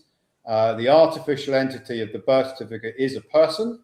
The person is artificial and it is a banker. And if you read the words in the right way, that's what the Bills of Exchange actually says. Although it doesn't say it clearly in clear English like that. You have to interpret things. And because it's a banker, it's issuing negotiable instruments, which are deposits. So everything you do with a bank is the birth certificate entity is making a deposit of signature energy, whether that's bank payments, whether it's mortgages, credit cards, loans, whether it is the taxes that have been deducted from wages. It's all signature credit energy. And it goes up to the investment banks. They trade it. They pay tax on the use of the energy. The taxes go to United States Treasury. Those taxes belong to the owner of the credit, the creator of the credit, which is always the living man, woman. You recoup it through two 98 series grantor trusts. The first one files tax returns. That's 1099 OID return against the payer, which is the investment bank that's paying the taxes for the use of the credit, the energy. And you set up another one which will receive the recouped signature energy and spend it and then recoup it, spend it and recoup it. So you've got a 1099 OID to file the tax returns, and you've got a grantor trust that files 1099 OIDs, and then you've got a second grantor trust, which is the private treasury, which receives the benefits of the recoupment and spends and recoups and is used to discharge the mortgages. Perfect. Thank you so much. Now, question number 5.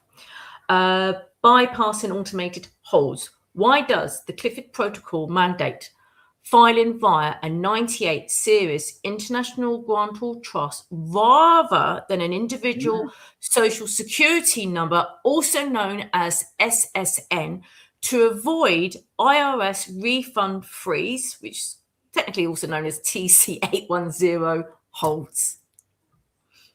Well, as I've outlined on some interviews recently, if the birth certificate construct files a 1099 OID, where the birth certificate construct is the debtor entity, it has no entitlement to recoup signature credit or taxes back from the United States Treasury. People get around it, people like Simon Goldberg, by filing on paper.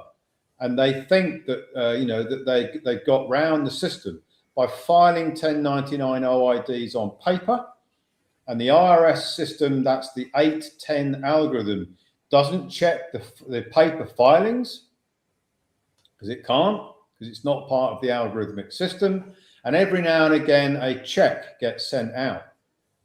But that check is not due, it's not lawful, it's RICO fraud. And anybody who's doing that, which I explained on last weekend's webinar, anybody who's involved in the debtor entity, the birth certificate construct, filing 1099 OID, is committing a felony crime because it's not entitled to the recoupment.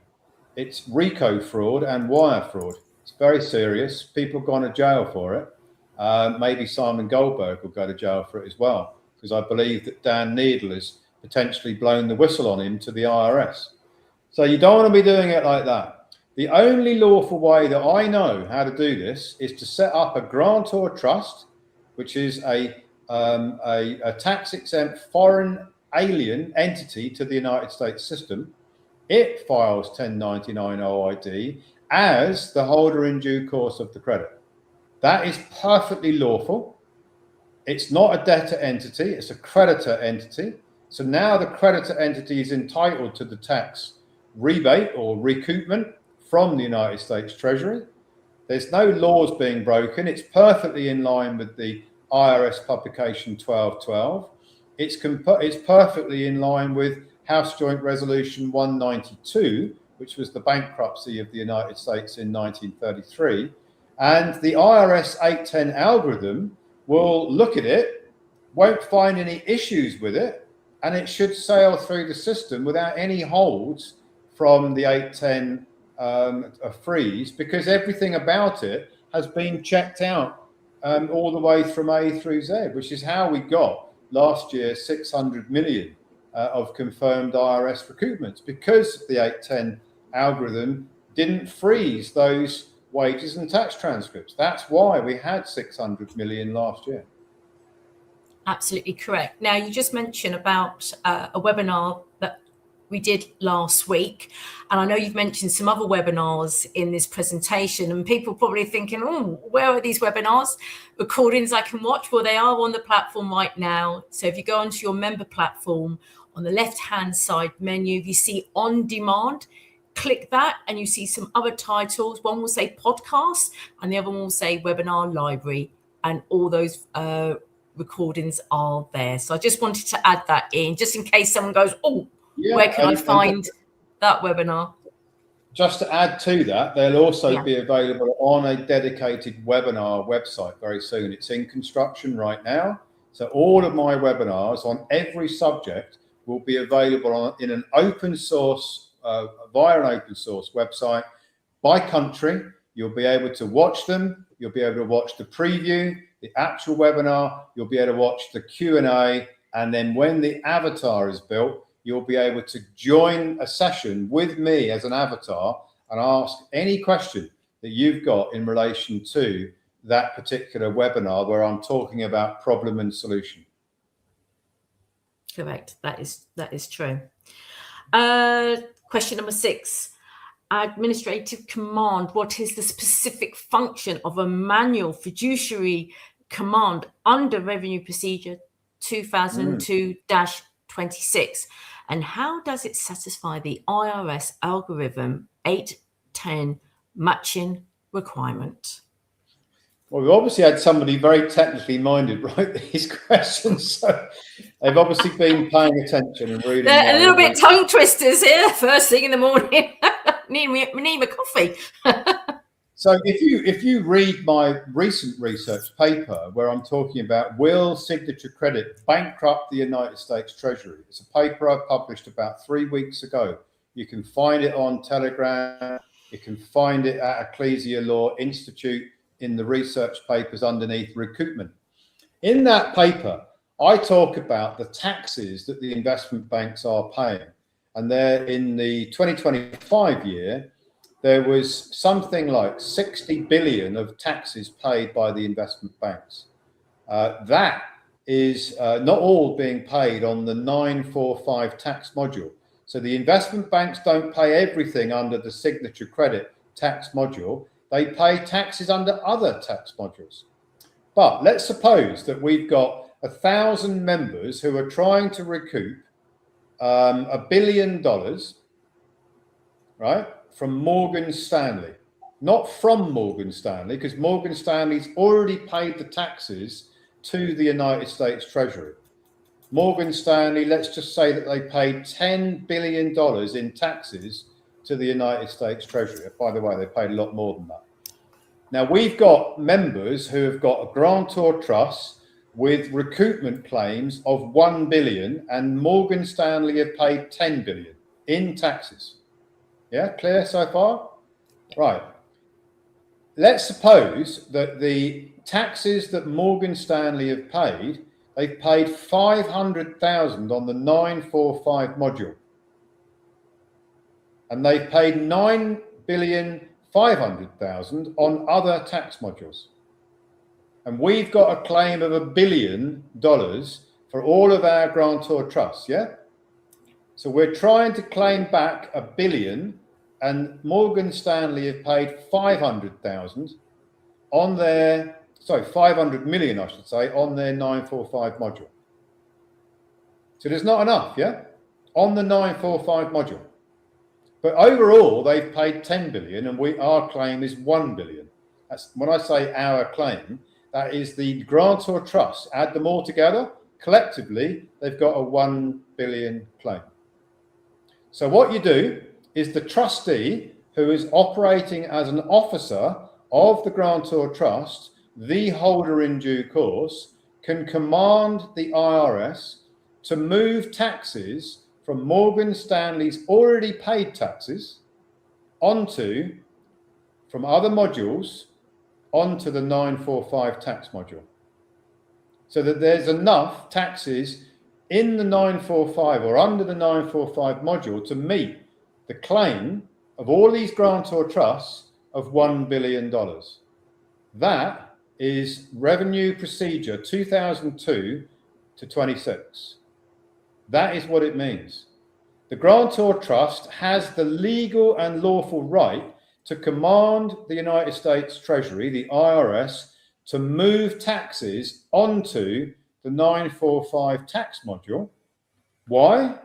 Because the 945 tax module is the superior tax module out of all the other tax modules that the investment banks are paying taxes against. It's quite revealing that it is the superior module as confirmed in this Revenue Procedure 2002 to 26. Okay, thank you so much. And I say last question because we do have some other questions, but the last question on this slide, capacity and jurisdictional standing. So within the Envoy protocol, what is the operational difference between the capacity of default citizen, liable surety, and that of a general executor for the registered legal estate? Well, when you make a declaration that you are living, breathing man, woman, and you are occupying the office of the general executor over the birth certificate as a decedent estate, you make a declaration. It doesn't go in a database somewhere where the government says, oh yeah, there's another one there. Let's make that guy, let's give him a red carpet when he comes to London. They're not going to do that. If anybody out there thinks that you're going to be treated any differently by the cabal, you're not. But a declaration of standing is a very significant event. It is like a declaration of war. Allegedly go back to the Second World War. The United Kingdom declared war on Germany because Germany didn't do something, right? They invaded Poland. They didn't get out of Poland, according to the history books. A declaration is a very, very powerful thing. It is a wish. It's like a wish. It's like a spell. It's like in Harry Potter waving the wand. It's like a spell. All of these things are energy based, right? So when you make a declaration that you are going to occupy the office of the general executor of the over the birth certificate construct, that changes the whole energy of the construction of this whole Envoy protocol, right? Now, it doesn't mean that you can walk around and do anything you want and you're an envoy of the Republic of Old Souls. You can do anything you want and they can never prosecute you. It does not mean that. A lot of people think that once they become an envoy, they're immune from any damages. They can do anything they want. That is not the case. It's a standing. Now, when you set up the grantor trust and the living man woman is the beneficiary of the trust, the living man woman is the beneficiary and the grantor is the birth certificate construct, it creates absolute clarity that when the grantor trust files a tax return, the 1099 OID, the true beneficiary of that credit is the living man woman as cleared up and as declared by the Envoy protocol filing. It's clarity. It's organizing. It's called split title. You've got the legal title of the birth certificate construct, and then you've got the beneficiary title of the living man woman. And you can't really define those unless you make a declaration. It's a bit like saying to HMRC, if I can explain it like this, can you tell me what the definition of income is? And they say, well, it means gain. And you say, what's gain? They say it's income. There's no definition. Well, in the Envoy protocol, there is a definition of a living man woman. It's making it clear. It's a declaration of standing. It doesn't go in a database somewhere in London or somewhere in New York or somewhere in some other capital of the world, and then they change everything. And then when you drive down the road, everyone knows that you're an envoy. It doesn't work like that. It's a declaration. It's a clarity. It's a standing. It is actually what a creditor should be doing, is making declarations. Lovely. Well, Ian, thank you so much for answering those questions. As I mentioned, I've got some other questions, but what we're doing, I'm mindful of your time and, of course, our attendees today. So we'll probably answer that in a further on, because we do have a Q&A slide as well. So I'll get to those questions in a moment, but we'll just continue on to the next slide. And well, actually, one of the questions we did have, a number of people asking, was with regards to costs. So this is an opportunity if anyone wants to have a consultation, a one-to-one. Let me step in there, if you don't mind, Sue. Let me step in here, because one of the reasons why I do these webinars is to gauge the level of interest from our membership. Mm-hmm. Okay, so we don't build everything and then roll it out before we know that the membership has got some interest in the solution itself. That's fundamental, right? Yeah. So I need to know from our members whether they are interested in this entire solution. That is the art of legal warfare against the promoters, against HMRC, whether they're interested in the signature credit recoupment part of it, the asset fortress part of it. We've already got signature credit recoupment, that is already available. We've already got asset fortress, that is available. We've already got envoy protocol, that is, all of those are available. What we don't have today is the ability to assist members with the art of legal warfare against HMRC, against the promoters. I need to know from the members whether you're interested in us developing that as a facilitated, not an advisory service. We're not doing legal advice. We're not doing claims management. We're not doing debt counselling. We're not doing any of those things. I need to know from the members whether you want us to develop a process where you will be in charge of it. You will run it with our assistance, as you would be appointing your trust, your grantor trust, will be appointing Ecclesia Law as your attorney in fact, to provide you with the assistance and the technical knowledge, not legal advice, for you to run cases against HMRC and against the promoters, with all of the assistance and guidance from Ecclesia Law in the background. In exactly the same way, if you don't mind me saying, as we are looking to do the same with mortgage foreclosure. We are looking for people that are interested in the mortgage foreclosure protocol to do the same thing with that. If the membership is interested in what I have presented, then we will facilitate that part of this process. But I have to say, and I want to be very, very clear, that what I have just described there will only be delivered and developed if there is sufficient interest from those that have attended this webinar, from the envoys, from the advocates. We need to see the demand for this. If there's no demand for it, we're not going to put all of this in place. It's a huge amount of work to develop it all if there's not sufficient interest. If there is sufficient interest, we can get it organized quite quickly. We have the resources to do it. I have all the know-how. Ecclesia Law can provide all of the infrastructure for it. And what I think will make a massive difference to anybody who is interested in this, the avatar that I mentioned early on in this webinar, the Ian avatar, will be able to provide the questions and answers in relation to the art of legal warfare, in relation to HMRC, in relation to the art of legal warfare against the promoters. It will be the missing piece of the jigsaw, because what happens is members come and they ask our consultants, oh, you know, I don't really understand all parts of this A to Z. Can you do it all for me? That's what they say, right? Now, we can assist, we can be facilitators, we can offer all the background facilitation, but we can't actually do it for you. You have to do it relying on the infrastructure that we build.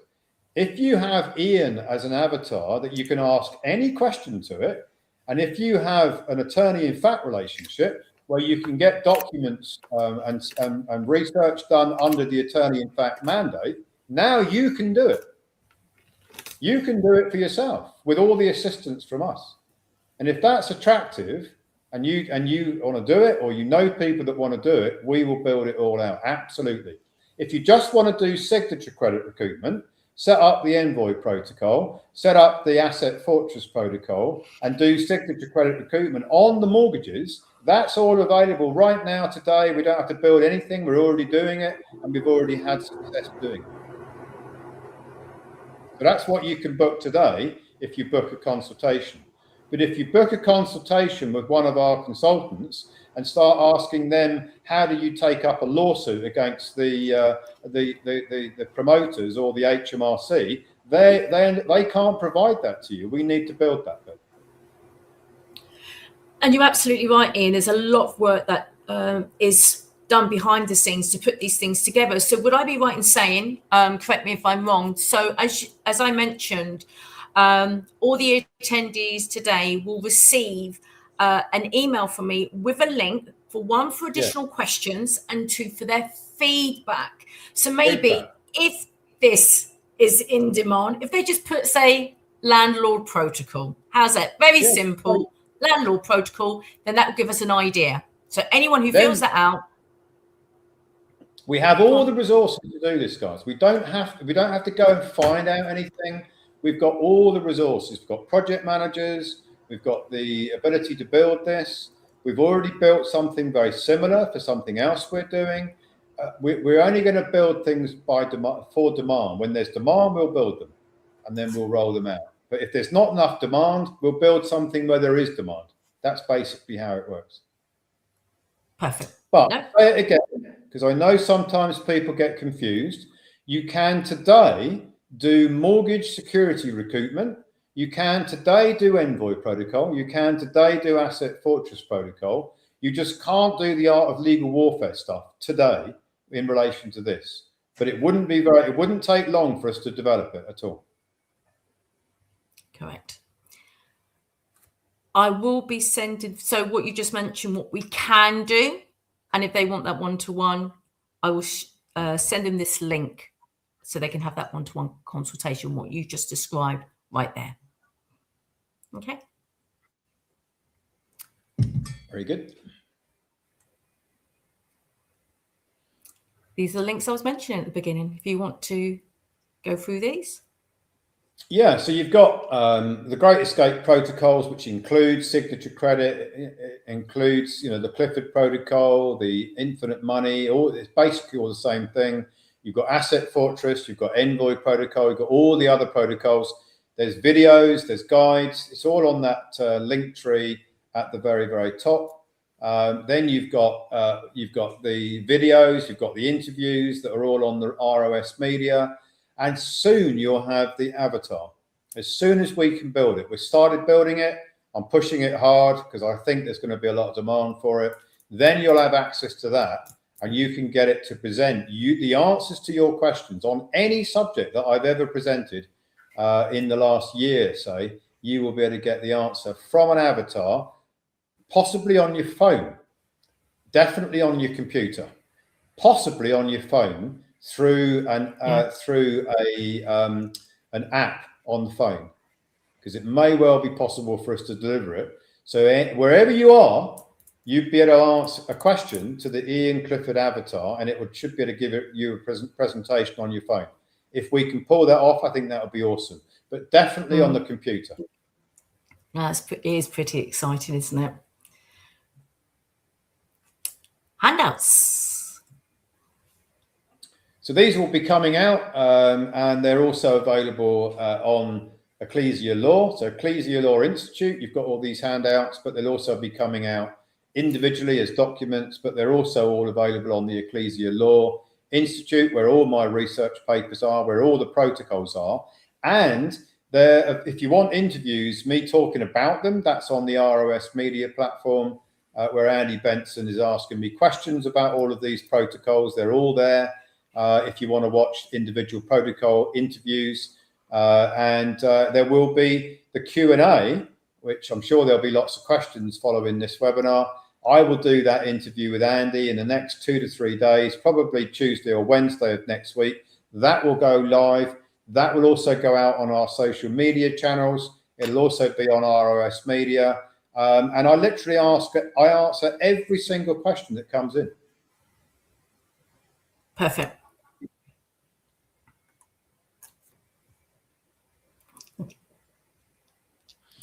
And we're looking, always seeking to expand. We've got an objective, which is to get 500,000 envoys of the Republic of Old Souls. Why are we doing that? Because we're building a sovereign nation. That is the driving force of the objective for what we're doing. We're building our own nation with its own independent infrastructure, with sovereign status, to be recognized as a sovereign nation going forward, so that you can have diplomatic passports, you can operate with complete independence from the system: energy, water, food, health, communications, even our own currency. It's all been planned. It's all very viable. I've talked about it in the past. We're probably going to do a dedicated webinar on it, because I think a lot of people are interested in it. To refresh everyone on how we're going to build all this stuff, how it's financed. I've produced documents on this. They're on the Telegram channel if you are interested, but I will be doing a webinar on this soon. But in order to get us to that position, we need you to get the word out. We need you to spread the word. And the easiest way to spread the word with advocates is to give them access to, give the people you know access to my webinars. You will be able to give access to the Ian avatar going forward when that's available. And all we want you to do is get this information in front of people that can benefit from it. And if they want to then proceed, fantastic. You are going to earn a passive income stream because they've come in as a result of your referral. And all you've got to do is give them access to the webinar link, which is dedicated and linked to you. That's the easiest thing to do, is give them access to the webinar link. We will be setting this up so that you can promote it through social media channels. And we're actually working on automating that so that you don't even have to do anything. You can become an advocate and you have all of our social media and marketing automatically channeled through your social media channels. We're also working on that because I think that's going to make it so much easier. People that come in through your advocacy, you get recognized for that. You earn the passive income stream because it's basically they've come in and they've enrolled into our programs because you are the source of the referral. It's as simple as that. The passive income is very attractive. If you want to move the slide on to that one, Sims. Yeah. You've got a very attractive passive income stream. It's the best multi-level. It's not even multi-level marketing. There's only 2 levels. If you compare it to a franchise, if you compare it to any of the other sort of programs out there, this is not only is this helping people to navigate on the Monopoly Board of Commerce and bring them relief to the control system, but you can earn a very large passive income stream. And we're making it so easy for you to engage in this. You literally will just have to sign up to be an envoy. You'll have access to all the automated marketing. If you've got social media channels, it will promote our marketing content through your social media. You can give people an individual link, which they can use to join webinars, come into the platform, enroll. It's going to make it it's so easy. And if you think of it like this, if you had 100 people that were envoys of the Republic of Old Souls, and they were all spending and recouping their credit every year, just imagine how much passive income you would be able to receive every single year over 5 years, 1.25 million. That's 100 members. Is that really that difficult to get 100 people, if you're using social media, to enroll in our programs? I don't think so. I really don't think it's that. Not at all. And we've got a lot of advocates who are already got over 100 members who've proceeding with those protocols. One of the things you were saying, we do have 2 levels. and we have the advocate originator as well.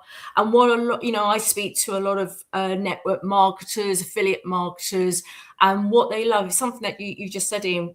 What we're doing is absolutely phenomenal, and this is what these network marketers absolutely love. A lot of them have been around, they've built networks up, they've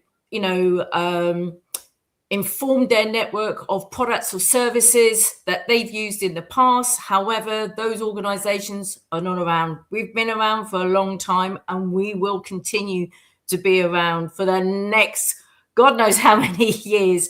But here we have, Ian, as you've just said, there's a great passive income. Well, if you are a network marketer and you have affiliate marketers, which we call advocates, then you can just see here if 5 advocates who just bring in, say, 10 each, you can see what your income will be in 5 years. Well, now let's have a look, continue at the bottom, what the potential earnings are. I mean, Ian, do you want to add to this?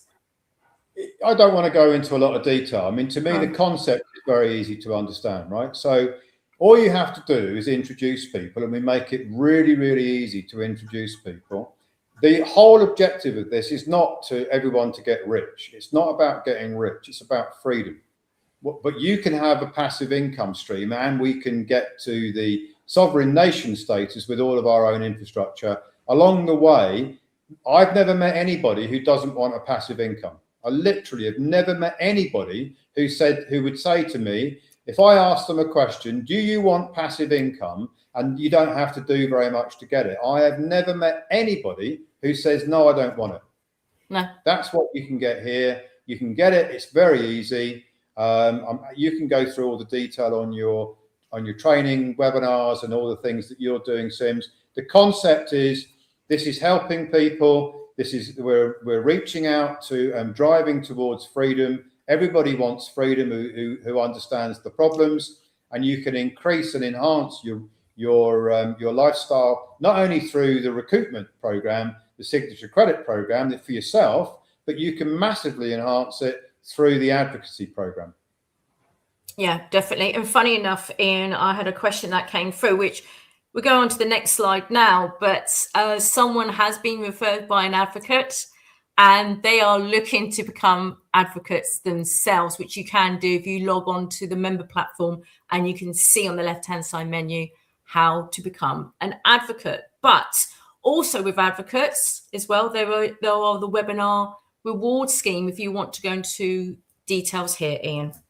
Yeah, so I mean, at the moment, all of the protocols, the Great Escape protocols, there is a donation to set them up and to enroll into them. And a lot of people are saying, well, I don't have that available to me. I can't make that donation. So if you're in that position and you want to reduce the donation amount, then get involved in promoting the webinar.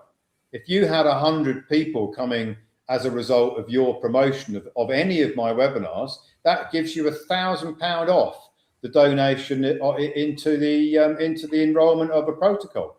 Let's say you had 1,000 people.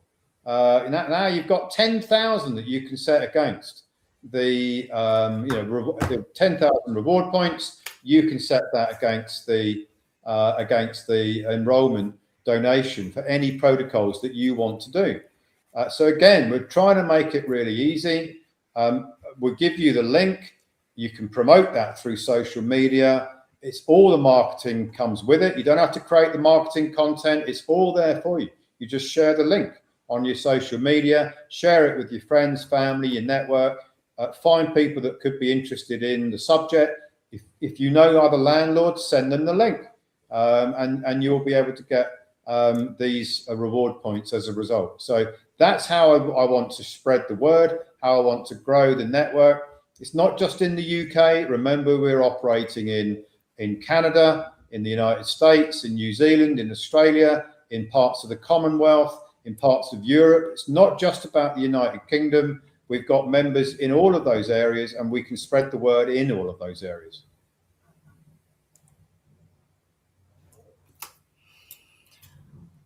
Right, as I mentioned, any additional questions that you have from today's presentation, I will be sending you a link that will take you to a form. So please add those additional questions. As Ian said, in the next 2 to 3 days, him alongside Andy Benson are going to do an additional Q&A section as well. So we'll answer any of your outstanding questions that you have. And of course, don't forget feedback, especially what Ian's also saying. You know, if there is demand for the Landlord Protocol, then, you know, there's something they were put together. So, but we do need your feedback. So please, you know, submit your questions and let us know if there's something that is of interest. And of course, if you have enjoyed today's webinar, because your feedback is vital and also for us to improve future presentations. However, Ian, if you recall, I did mention there were some questions that were submitted. And as you also mentioned, it's not, you know, we have attendees from the UK, USA, Canada, Australia, New Zealand, other parts of the Commonwealth, and Europe as well. So some of the questions I have received, if that's okay to answer these for you, with regards to landlords, what they're also asking is not just buy-to-lets, HMOs, as you know, they have commercial mortgages, but also short-term lets, the likes of your holiday lets or your Airbnbs. Is this something that one can go through? If they go, yeah, this is something I need, this is my portfolio, because some landlords have different varieties of properties, what they do with them, mixtures of HMOs, buy-to-lets and holiday lets as well. Yeah, the solution that I've outlined will work in a very similar way, you know, to for any type of portfolio. You know, signature credit, it doesn't matter whether the mortgage is called a commercial mortgage or a HMO or a buy-to-let, or call it whatever you want. It doesn't make any difference to the way it was, the way it sprung into existence. They used your signature to create the mortgage. They sold the mortgage debt. The investment banks are paying taxes on the use of your energy. You're not recouping it at the moment, unless you've already been doing it with us, and you should be. It doesn't matter what the mortgages are called. It makes no difference. It's all about the signature credit. That's the real big remedy here. Setting up trusts to get lawful standing, the Envoy protocol, the spend and recoup, all of that stuff. It doesn't matter. It won't make a jot of difference what the mortgage is called, what the portfolio is called. Signature credit is signature credit. Exactly. And well, I think by saying that, you're going to probably answer the next question, because you know, we're talking about HMRC, which is UK. So we've had a lot of questions saying, okay, I don't live in the UK. I do live in the USA and Canada. Is this something that I can do in my own local countries? And I know there are those who reside outside of the UK, for example, USA, Canada, I give that, or in Europe, who own property outside of their local countries, as well as UK landlords. Because I know UK landlords, not only do they have properties in the UK, especially from a holiday let point of view, but also overseas, for example, Spain. Yeah, so again, it's the same answer I gave earlier. Yeah. If there is demand from the membership, we will build it out. But we're not going to build out a protocol for every country and then find out that there isn't enough demand for it. So if you say that you're interested in your portfolio of properties in Australia, we'll you know, and there's others that want that solution. We'll run a pilot scheme and then we'll roll it out. But no matter what it is, if there's demand for it and we can facilitate it, which there's always a solution for every problem, we will build it. That's what we're doing. That's why we're doing these webinars, so that we can gauge the interest in different problems, solving different problems, and then we'll build it out. So it doesn't matter where the problem is, we will build the solution if there's demand for it. Brilliant. So it's so important, everyone, when you receive that email from me with that form, please give your feedback, because as Ian said, if there's demand, they will start. So your feedback is vital as well. And I think you have already answered this question, but I will ask this anyway, Ian, because I don't want people thinking I had forgotten their questions. Not at all. I do go through all the questions just before we go live. Someone said about a step-by-step process will enable him and his wife to ring fence their portfolio to enable their children to inherit without the government or the Crown getting their hands on it. Well, that's one of the reasons why the wealthy have always used trusts, but not statutory trusts, because they're bullshit and don't work. Asset Fortress Protocol is an international grantor trust. It's a nation in its own right. It's tax exempt. You hold all the property in there, and the HMRC can't get their hands on it. No tax office can get their hands on it the way that the trust has been created, because it's not just a bit of paper. A lot of people say, "Oh, I've got a trust." I say, "Really? What have you really got is a bit of paper, a trust deed. That's all you've got is a trust document." Yeah, it's just a bit of paper.